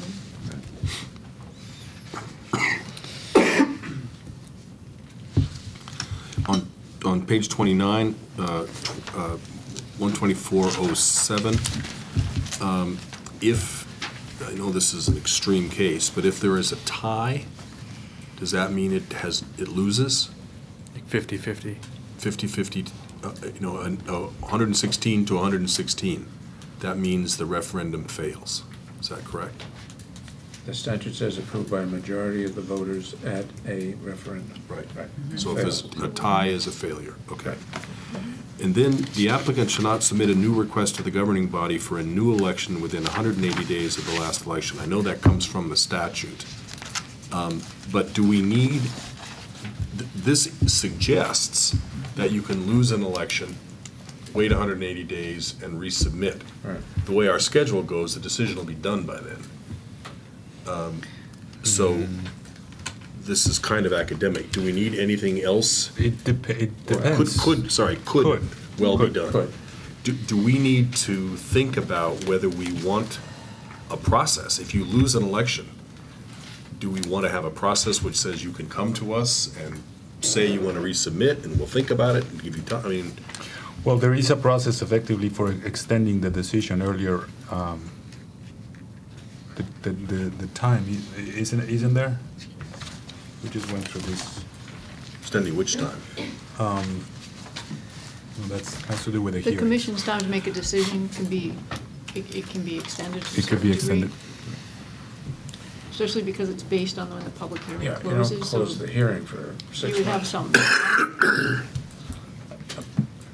Right, but at the moment, we don't have any process. If a person, if an entity loses a vote, all we know is that the law says you can apply again, and you can have another vote, apply for another vote in 180 days. We don't have anything else. And do we need some kind of procedure that says if you lose a vote, here's what, and you want to stay, if you want to go away, that's fine, you're done. But if you'd like to see whether you can stay in the competition, fix your approval, fix your proposal, fix your HCA, get another vote, should we have a procedure that says, here's how you can raise that issue? I'd like to see what people who comment on this say about that. My instinct says no, and that the real, I mean, that really holds things up a lot for the whole region, if we grant that. And it seems to me that the utility, the 180-day come back and have another election provision is if those that are existing within the region all withdraw, or we find them not to be suitable and don't award a license, or for some other reason they should be given it's essential for them to come back. But I would really like to hear what the communities have to say about this and what others in the region have to say, because the implications of creating a procedure to stop things for 6 months while we let them get their act together are really pretty profound. And remember, that's just to the next host community agreement referendum. You have all that stuff that goes after it potentially. You may not have all of your surrounding communities lined up. You may not have a lot of other things in place, and then the 180 days could easily become a 1-year delay. Yeah, I'm not lobbying in favor of giving them a chance to come back. I'm just lobbying in favor of saying what we think should happen. Right. I mean, we could say, if you lose a vote, you've missed your application deadline. We've already set an application deadline. It's passed. You're out. No, their application is in. They just didn't, they met the deadline for the application, they just didn't get the vote. Right, but they their would, application wouldn't be complete at that point, because part of their application Would is have they been have to evidence. provide That's right, the that's right, vote. So no, then that's right, you that's go right. into that other That's right, so section they- of that's right. 118. That's right. okay, so this is maybe, I don't know, this might be worth having a question on the website, make sure people see that we're asking for comment on this. As a practical matter, I think we're all assuming that if you don't win the election, you're pretty much over. I just think it is something we need to think through and put some substance to.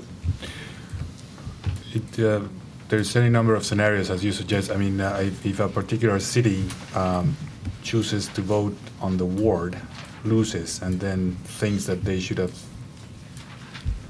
voted for the citywide, and would want to request Right. that, maybe they... Okay. Under 12406, number 4, it looks like it got chopped off somehow. Slow it down. And then in number 5, the 5th line down, I'm not a lawyer, so this may be a legal term, recovered treble the disputed cost? 3 times. 3 times. 3 times. Yeah. Thank you.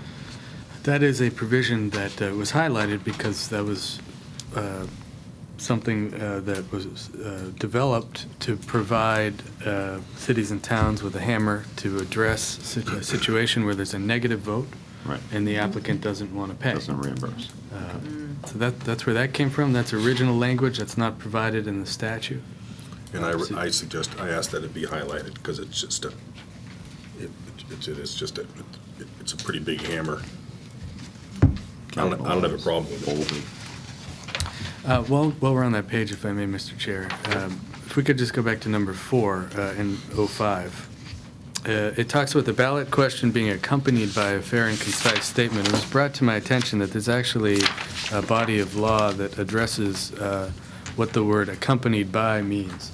My reading was always just that it would be printed on the ballot. But there is a case that the Tobias versus the Attorney General, and there's a statute that talks about when it's okay, basically, for a separate sheet of paper to be handed to voters with the summary. So it was suggested perhaps that the commission just take a look at this issue and decide whether, if it seems practical, to just require that the summary be on the ballot. Just interpret the term accompanied by to mean on the ballot. I'm in favor of that. That would make sense. As opposed to posting it on the wall or handing you a pamphlet or something of that nature. Well, does the case say you can post it on the wall as opposed to giving it to somebody? The case gets into a lot of different nuances. It basically just affirmed some statutory language in which that was allowed. In which what was allowed? I think that it said you could post it.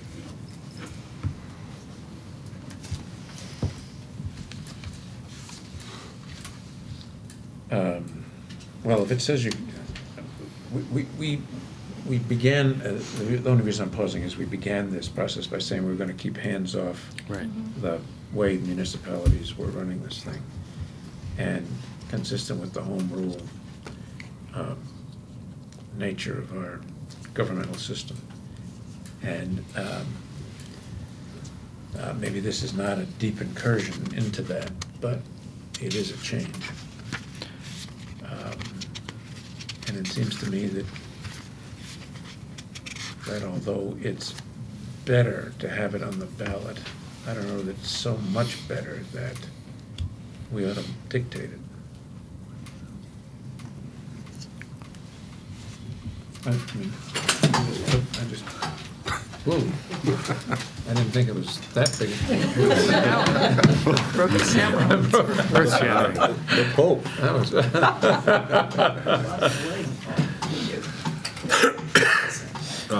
Why don't we put, I mean, it's a better way to do it. Why don't we put it in there and again, look for comment from. Just leave it. No, put in on the. Oh, on the ballot. On the Shall ballot include and look for comment. the ballot See if- question shall include. Maybe there's no issue. Maybe anybody affected by this potentially would say that's the right way to do it. Okay, 125. Just before we do that, the treble damages provision is something we created. We need to look at the comments there too, because our power to do that is not entirely clear. So. That's correct. Oh, all right. Okay. Page 32C, this was one that I asked be brought up. In determining whether a potential impact on a community is significant or adverse, Commission may consider whether the impact to be experienced is different in kind or greater in degree than impacts in other communities that are geographically nearby. This just seemed odd to me because many communities may have the same significant impacts, but you can't qualify as a significant impact if your impacts aren't distinguishable from other communities. So it seemed like an odd structure to me. Here's the idea. Maybe there's a better way to phrase it. The idea is that if one of these establishments goes into a region, there are likely to be repercussions felt by everybody in the region to some extent. Maybe to some extent. And so the degree to which they're felt begins to increase in particularity the closer you get to the ground zero, logically at least. So the dividing line between surrounding communities and other communities that have some impact is whether there is a measurable difference between the impact on that community and the impact that everybody in the area generally is going to feel. I mean, that's the... Well, I understand, and I'm not sure this is worth worrying about. But let's say you've got 5 surrounding communities, and all 5 surrounding communities are going to have a similar impact on their traffic patterns. Right. So it would make it impossible for each one of the communities to distinguish themselves from the other communities because they're all having the same negative impacts. This may be a complete waste of time. No, but all 5 of them then would likely be surrounding communities because they have a greater impact, measurably greater impact than communities outside where they are. Maybe there's a way to make that clearer. In other words, you don't have to have a unique impact to be a surrounding community. You simply have to have an impact that's different from the general impact felt in the region. You could say on other communities that are not surrounding communities. But I think I'm torturing something here, which is, I think we know what we know what we're talking about, so. We know it when we see it? We know it when we see it, yeah. I let that one go. Anything else on 125? Yeah, real,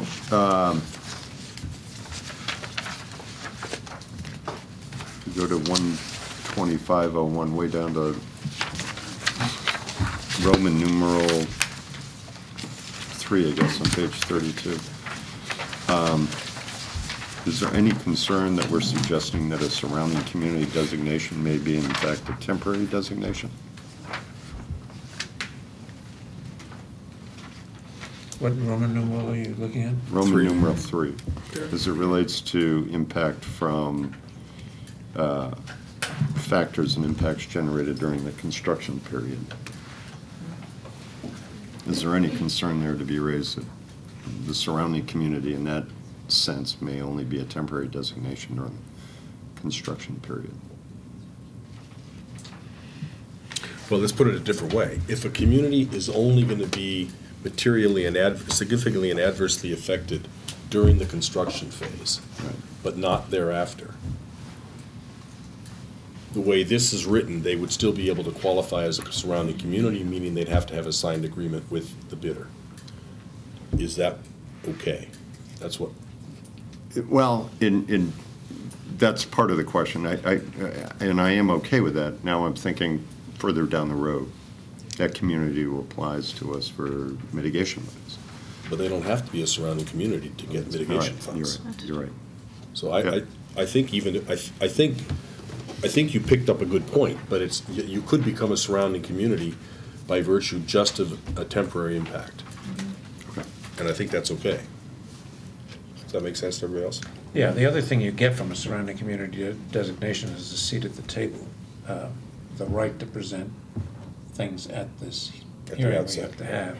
So you have an opportunity to come and tell us about Right, the impacts and why the agreement's a good one, or why it should be sweetened, or whatever. right. I need a very quick break. We'll come back to 126. Or 120, yeah, 126. We're looking at section 126 on page 37. Actually, Mr. Chairman, can I go back to Yep. page 32 real quickly? Yep. Because it's highlighted in yellow, item D, the commission may evaluate whether the positive impacts on the community that may result from the development and operation of a gaming establishment are of such a nature so as to outweigh any negative impacts. And then I know the rest of it got scratched. I'm just kind of wondering what relevance it still plays if you take out that last provision. If you can just explain that flexibility the commission may have with respect to that provision. Sure, I think there were a couple of concerns that led to that recommendation. The first is that by having what appeared to be a balancing test, you invite scrutiny as to whether it becomes an adjudicatory type process or not. And by removing that language, you take out the balancing element of it. The other issue that was raised by this was whether solely because a project would bestow positive benefits upon a community, or in fact the positive benefits clearly outweigh the negatives, would mean that a community could no longer qualify for surrounding community status, even though there are negative impacts.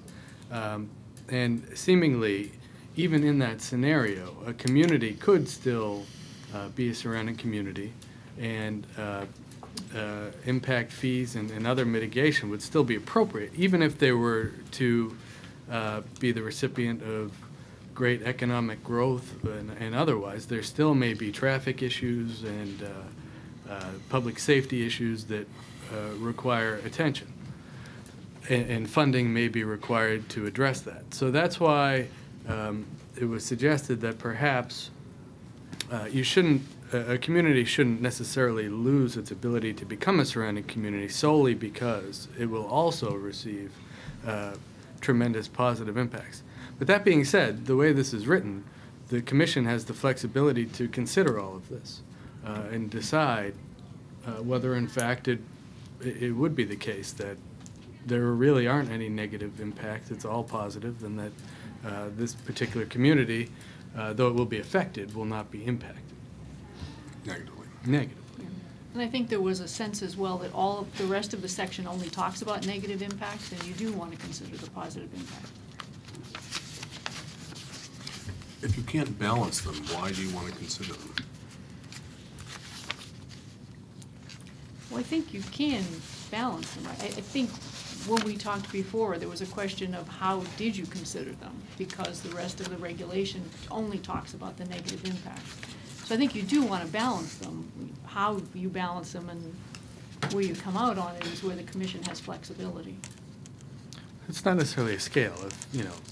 that okay, you're 47% positive, Right. 53 negative, so you are a surrounding community. That's what that language suggests when you have that type of balancing test. If the lawyers are comfortable with this, I am, so.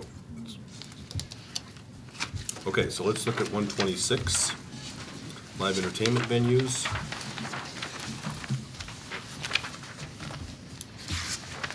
Any questions, issues? 127. Oh, just real quick, on 126, is there any need to delineate the live entertainment venue as nonprofit or municipal?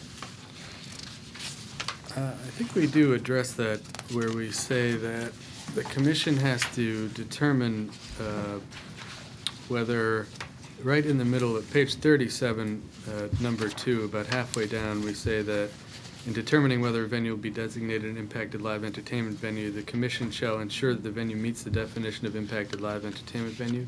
And within the definition, it sets forth the parameters for that. Although we could certainly spell it out if that would be helpful. It is as well. defined in the statute as a nonprofit. Or municipal. Or municipal. Municipal, yes. You okay with that? Yep. Okay. 127, the reopen issue. I have a question on the highlighted version. Yep.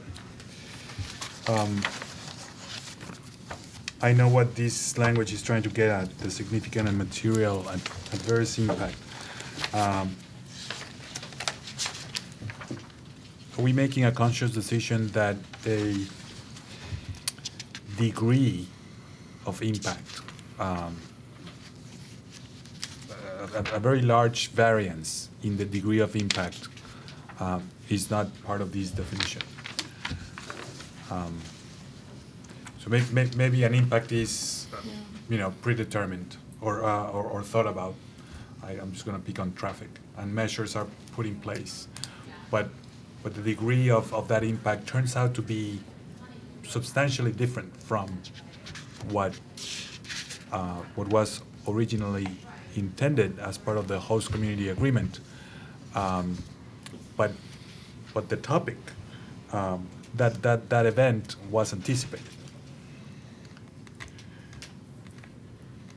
I think it's something we should consider. I don't think we talked when we were going over this about the level of the impact. We did focus more on things that were unforeseen and things that were out of people's control as really being the basis for a reopening. I don't think we had thought through completely whether it was an event that was perhaps already anticipated but now was somewhat larger than we had anticipated. So I think it's something we should consider whether we want to have language in there that addresses that. I'm not suggesting that we should. I was just wondering if this is purely for unanticipated events. I think that was the general thought general behind thought. it, yes. Unforeseen, out of the applicant's control, the municipality's control. Could we close that door? Sorry. I mean, I think as a practical matter, I think if it's something you anticipated, but it's 10 times bigger than you didn't anticipate it, this would include that, if it's, that's the kind of thing you're talking about. You thought it was gonna just take this much water, it took 13 times that much water, then that's not what you anticipated, so by definition. But we have to read that definition, which is simply the definition of a significant and material adverse impact. with 12702, right? Right. And those are the only reasons for reopening the agreement. It has to be one of those two things that causes a significant adverse impact. And those are denials of permits, basically. And the denial of the permit has to undermine a basic premise on which the agreement was made. So it's not, we got a little more traffic out here than we anticipated, so let's reopen the deal. Or we've got, we don't have enough rainwater to do the green part of it. Got to get permit denied, and the permit denied has to basically make a basic condition of the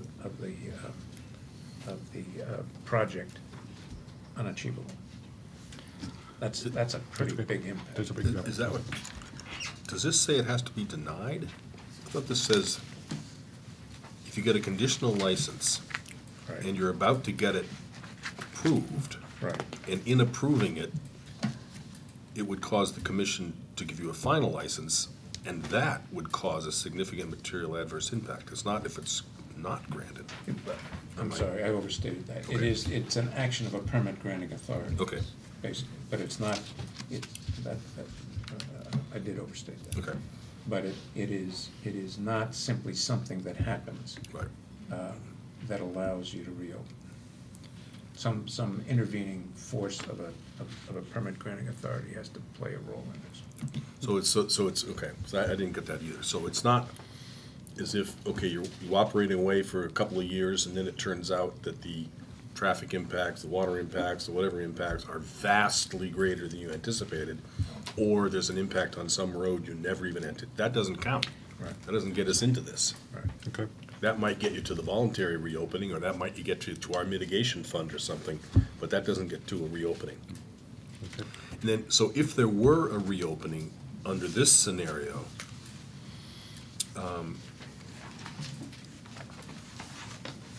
we're not raising the issue about whether there needs to be another vote. No. And I guess we're saying that with, no matter how adverse, no matter how significant, no matter how much anticipated on the part of the community when they voted, doesn't require another vote. Did we deal with that anyplace We, in the last paragraph? we addressed it in part, anyway, in the last paragraph, where we. Last paragraph of, 127, so it's 12706 on page 44. That would encourage, or is designed to encourage, the drafters of these agreements to seek to address as many contingencies as possible, so that when the agreement goes before the host community as part of the election, that the voters have an opportunity to see under what types of circumstances the agreement may be amended. And that's what that allows for. Because basically we say, if the voters had a chance to look at it and they signed off on it, then it's okay. And if the agreement had a reopening clause in it, and that was listed in the summary when it was voted on, then people would understand that there was an ability to reopen it. Hopefully the conditions would be spelled out. So the hope would be that there would be a clause in a host agreement negotiated that said you could reopen under certain conditions. And then when you did, you met those conditions, then you wouldn't need another vote because that had already been voted on. The ability to do that had been voted on.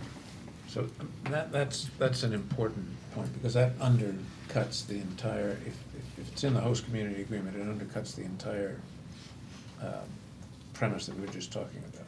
Because they can agree to, on their own definition of when you get to reopen it, they can agree on the terms that you reopen it, they can agree on anything. And one needs to think about that. Yeah, I mean, that's an entirely new section. That's a standalone, basically. It's- Yeah. Yeah. And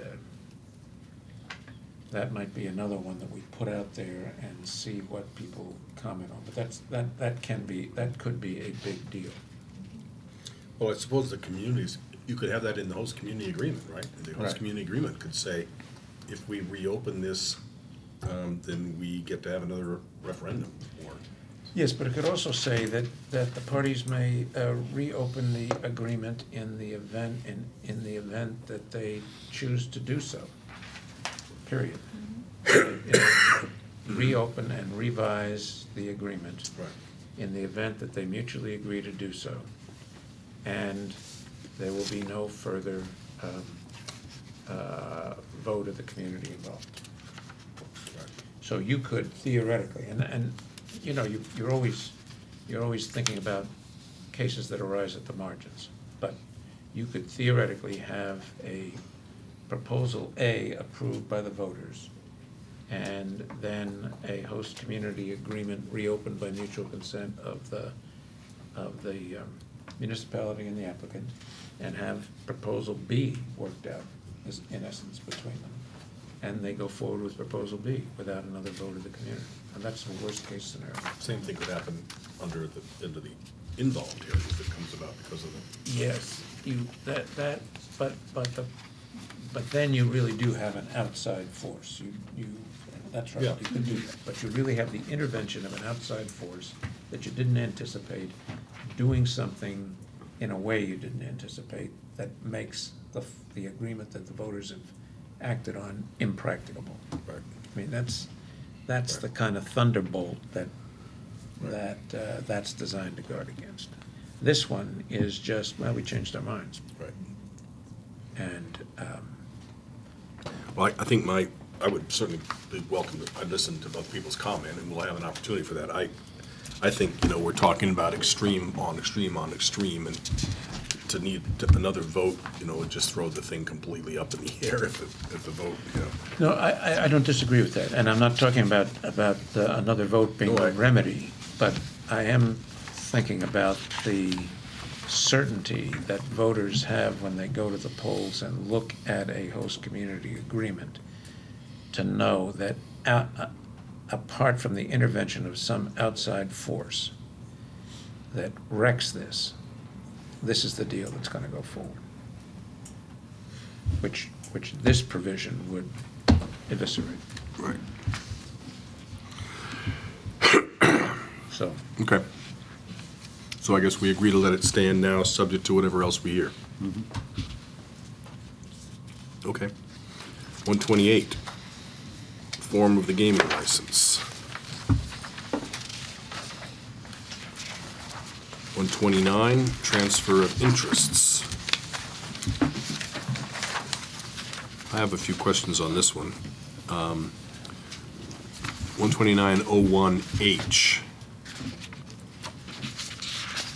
In the event there's a transfer, commission may require the transferee or both to pay a commission to the commission for the Commonwealth's share of the increased value of the transferred licenses.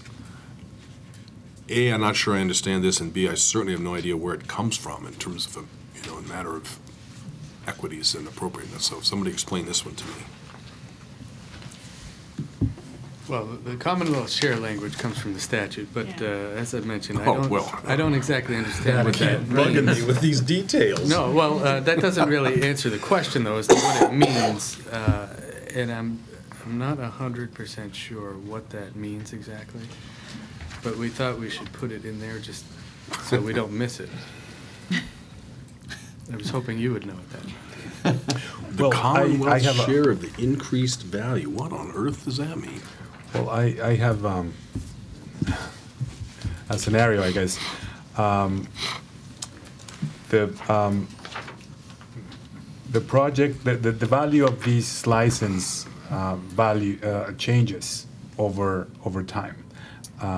From the time that we award a license and during the construction period, before it comes to fruition, or even during the operations, based on whatever happens at that site. Again, the fundamental value is going to change.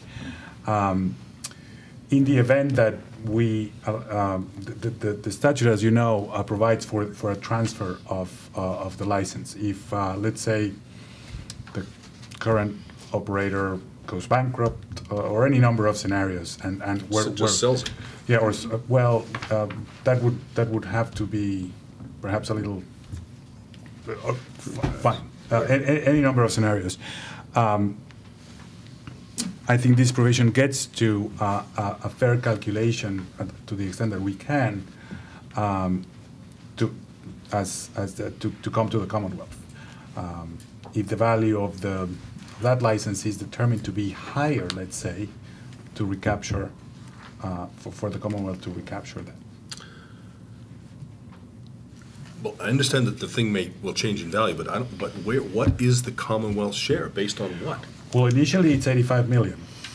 The Commonwealth's share of the value? The licensing fee is 85 million for a Category 1. Yeah. Then the potential of the gross gaming revenues are all the 25 million. Right. Based on some projection. And again, all of that determines the intrinsic value of the license. And, you know, those things change over time. It could change over different You mean factors. If in 5 years, somebody might have paid not 85 million, but 125 million, that the Commonwealth ought to get 40 million? Well, only in the event that this gets transferred. Yeah, I understand. Well, And it's May, so we have but how do you, shouldn't we, if, this one I couldn't figure out either, none of us could figure it out. And it seems to me this is exactly the kind of thing a regulation is designed to deal with, to take out the ambiguity, so that when it happens, we know what we're talking about. And so you start with the 85 million. So if you the license fee initially is 85 million and the thing is worth 850 million, the Commonwealth's share would be 10%. Is that right, to start with? And so if it went up to, on transfer, $1 billion. No, I'm not meaning the 10% that they're required to place on deposit. No. He's doing the math. I'm just doing the math. Yeah, right. The Right. Commonwealth's share of the value of the project would be 10%, 85 million license for an $850 million project. That's right, yeah. So if the value, the market value of the project is $1 billion when it's transferred, then the Commonwealth gets 10% of the delta between 850 and $1 billion? Is that how you'd calculate it? That's one way of calculating it, and that's one way. That's one way of calculating just the licensing fee portion. There's also expected revenues in the future that come to the Commonwealth by virtue of the gross gaming revenues. But they stay flat at 25%. We're going to get that anyway. It never did.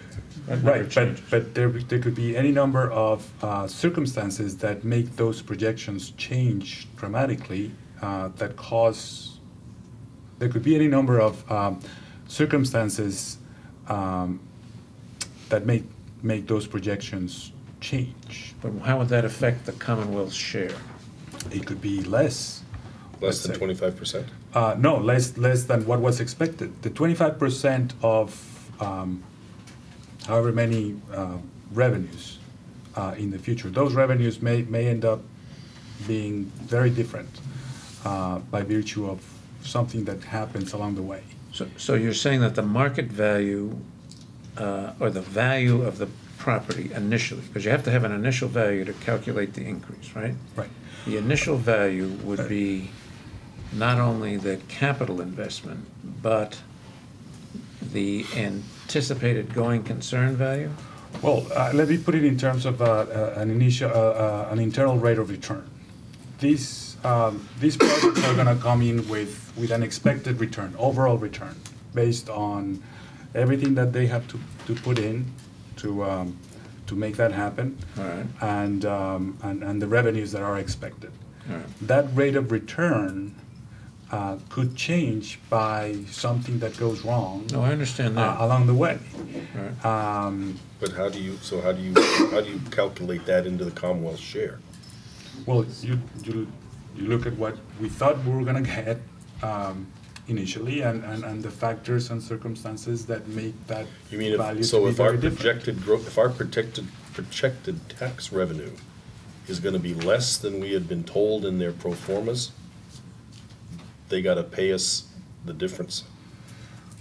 We may want that only in the event that that gets transferred. Well, how is that the Commonwealth's,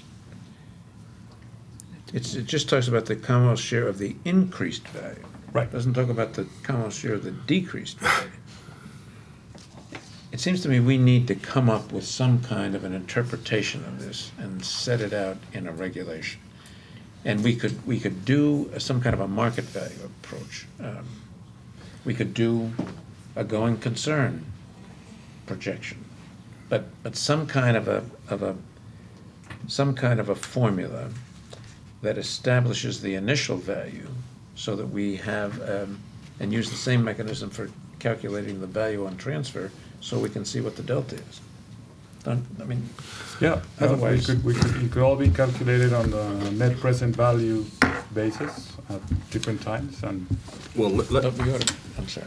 well, I was just saying, this says, apparently the statute says may, is that right? This is taken from the statute, right? Yes. State statute says may. I, for one, as a commissioner, don't get this one at all. So I don't know that I would be interested in using our option here, you know. So what I think we ought to do, I think we ought to table this one. We ought to try to find out what the legislature was talking about. They had something in mind here when they added, and see if anybody else has comments about this, and then let's pick it up again, because we're groping in the blind here about what's going on. I don't disagree with that, but I do think that we can't reasonably leave a regulation that looks like this in the final set of No, I regulations. agree. I We agree. have to take it out, or, Yeah, but Right. we can't, we'll come back to this, we just need Right. to understand more Right. about it before we address it. I totally agree that we can't leave it like this. So this is 129, do you know what the statutory reference is? you know, it's,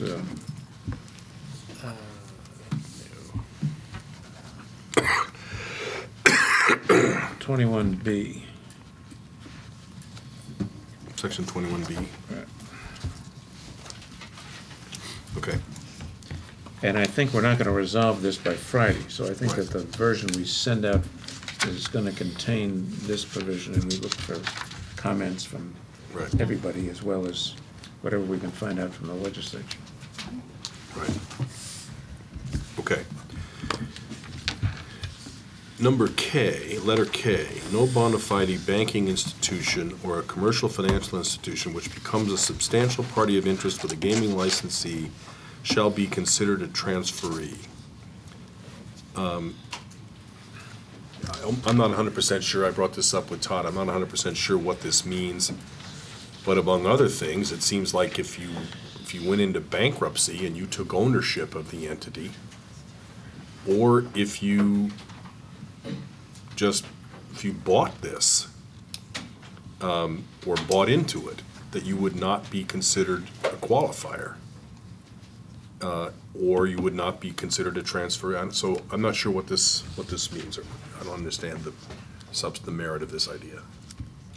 I think some of the conversation around it was if a bank or a commercial financial institution took an interest in it of some kind, that they wouldn't necessarily be considered a transferee if they bought into it in a small enough interest to comply with the statute. I don't think that there was a lot of conversation about the question of if it was a bankruptcy or if somehow the bank actually bought it. But I think the idea was there are commercial financial institutions that will finance these projects, and if they take a piece of the debt, for example, that they wouldn't necessarily be a transferee. But that would be true of any financer, any financing, a hedge fund, anybody, Yes. they're gonna be qualifiers in the first instance, right? And so would a banking institution. They would be, if they're gonna do the subordinated debt, they would be a qualifier under this situation. Within the parameters of our other regulations, Right, yes, if they right. exceeded those. So, but not a transferee. But not a transferee. We're in the transferring of section. Yeah. right, so this would only be if a bona fide institution Just by- becomes a substantial party of interest, if at the beginning they buy in, or they provide debt or whatever, no problem, they're not a transferee, and it's not relevant, I don't even know why this would be in here. But what if they are a transferor? What if they take ownership in a bankruptcy? What if they buy the thing? They're not licensed. They could have an interest, but that doesn't mean that the license has transferred to them. If they take ownership in bankruptcy, they wouldn't have the license?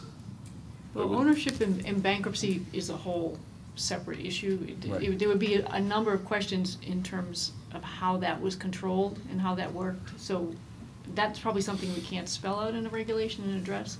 But I view this as a situation where 2 or 3 years down the road, they now want to take out a loan. The licensee wants to take out a loan, and they're going to take it from this bank. The bank is not a transferee in that the licensee isn't necessarily transferring an interest in the license to that institution. They have debt. Now, they might still end up being a qualifier. That Right. could be true, but they Right. wouldn't be a transferee for purposes of this regulation. And maybe it's obvious, but that's exactly what this is trying to say. Suppose they took an equity interest. They took an equity interest. Within, they could still be a qualifier, but they wouldn't necessarily be a transferee. I think But that if could be true. it seems like, if they just became a financial party, that is, I get it, no issue there. They probably would be a qualifier, it's not a transfer, there's no transfer. But if they took ownership, or they took a controlling interest, then I would think that would be a transferee. So if they took a 51% operating interest, for example. Maybe we need to change some of the language relative to becoming a substantial party and clarify that we may be talking about financing specifically, or making a distinction between financing or And an debt ownership or of the equity, license, and for yeah, example. and ownership, Okay. financing or ownership. Well, that's another one that we probably need to see if we can find out anything that the legislature had in mind, because substantial party of interest is not a defined term. They've got a million defined terms here, but that is not one of them. Okay, which section is that from? That's 23B as well. It's 23B1, small I. Okay. So,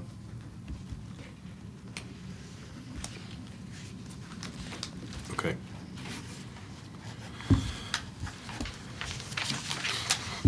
All right, so we're going to hold on that one. I have a 12902, parens 1, that says the proposed sale, assignment, transfer, or other disposition of any security issued by a corporation shall be considered a transfer of a direct or direct interest, shall require approval.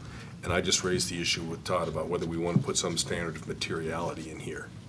You know, if you sell a 1% share, a 3% share, does that require approval? This says any security.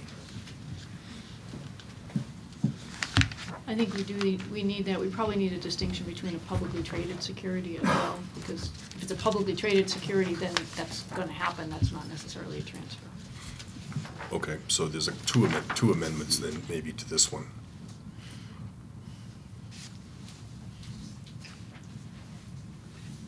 We did that, right? we can go ahead and make those amendments Okay, now. so we did that, okay. Right. All right, so as Todd points out, in 3, we do talk about the publicly traded, so we have addressed that. Okay, So it's just materiality, I think. and- right.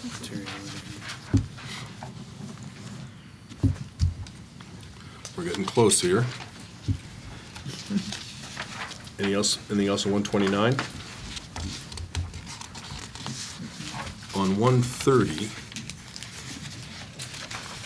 appointment and qualifications of the conservator, the only thing I raised here was, this seems to presume that a conservator would be a human being.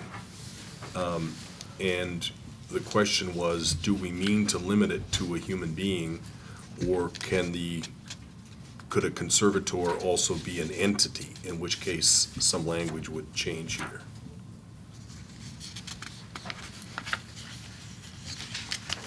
I mean, you know, you might bring in a company, you might bring in a company to run it. It wouldn't be Mr. Smith as a conservator.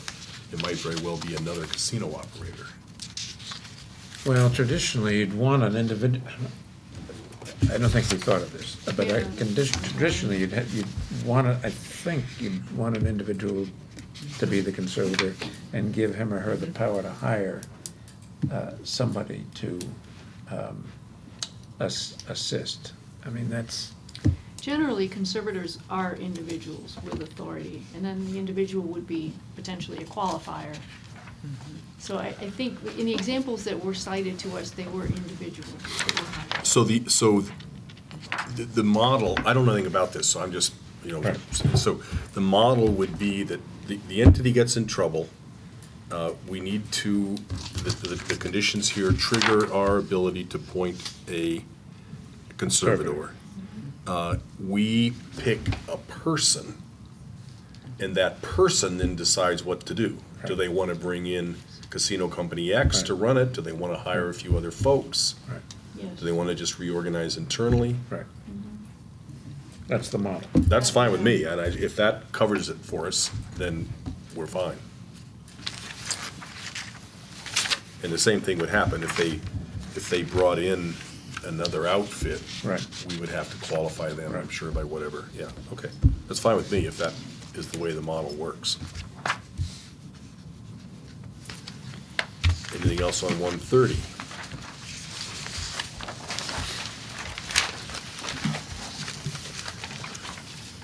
Then on 131, I have a question under 13102. The new licensee shall pay to the prior licensee the lesser of the depreciated investment. Where is the source and logic of this clause? This was a conversation we had with the consultants about if there is a transfer, if there's a transfer to a new licensee, there should be some mechanism by which the pricing is established. And so as we talked this through, this was one way to say to the transferee, this is what you would have to pay to the transferor. Well, It if still the, tails into the previous one, by the way, in my opinion. Into 129H or 1H. well, if, again, this is beyond my range of knowledge and experience, but it seems to me okay, let's see. This is in the event of a revocation or a failure to renew. So we have 15 years from now, we don't renew a license for whatever reason. So the entity then must, I guess, pass it on to somebody else, I guess, to sell their, Yes, because we're requiring them to remain in the same location. So we're not giving Right. them the option of taking the license and going so, someplace right, else. their So they have to license is take- gone, but the facility that they own and all the goodwill and the customers and the traffic and the relationships and so forth are all there, It's still there. still there. If you have the lesser of the depreciated capital investment or the fair market value, you're gonna go, for the, if you're gonna go for the depreciated capital I think investment. it means the difference, not the lesser. That's not what- That's not what it says, but what I believe is happening here, there's a market value and of the license, and Why Well, they would you can- want to have a transferee pay the difference between those two? That's not, it's in calculating the actual fair market values. That's the confusing piece. However anybody calculates the fair market value of this property is going to have to take into account the actual depreciation up until that point. So I would eliminate where the area having to do with depreciated capital investment and just hone it on. One of the concerns raised to us Fair was market that value. as the commission, determine how to transfer the license, that there would be extenuated and ongoing negotiations between the license holder and the transferee as to what the value of the property Right. was. And that we should step in to say it has to be at least this number, so that, because we didn't want to be in a position where it took too long to Right. transfer the license. And so, I can understand that point, but I don't understand this mechanism of accomplishing that. It would seem to me that maybe what we would want to have an arbitration process, which we could mandate, if in the event that we feel like too much time has gone by, we can set up an arbitration process, and they, where there's an arbitrated, negotiated fair market value. But fair market value should be the sort of sine qua non here. They're going to be debating about what is the fair market value. We're not trying, if we're not renewing somebody, we're not trying to force them to sell the property at less than what the market will bear. We just want them to be expeditious and fair about determining that. So if we had, that's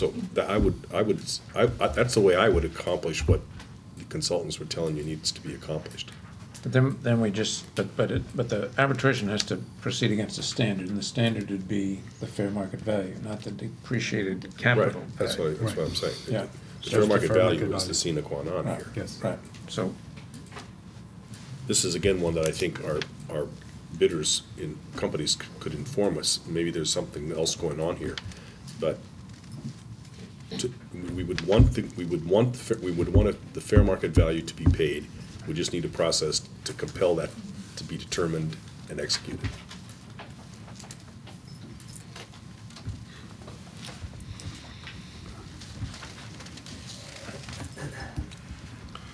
well, Well, we can make that change before Friday as well. We can just set up an arbitration process, right?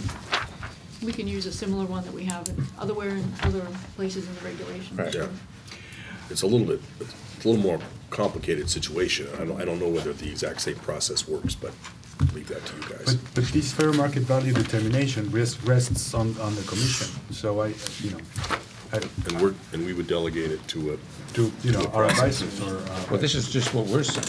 Doesn't have to be based on what we, I'm sorry? this is just what we're saying. We could change Right. that to say is determined by arbitration, not just determined by us. Well, I kind of like I think. our determination. Well, I know.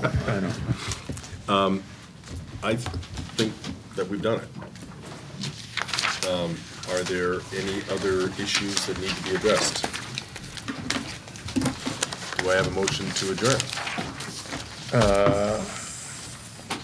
There are no other issues to be addressed. You moved pretty fast from that. Are there any other Oh, issues? sorry. Are there other, I think there are none. motion to adjourn? Sure, so moved. Second? Second. All in favor? Aye. Aye. Thank you all very much.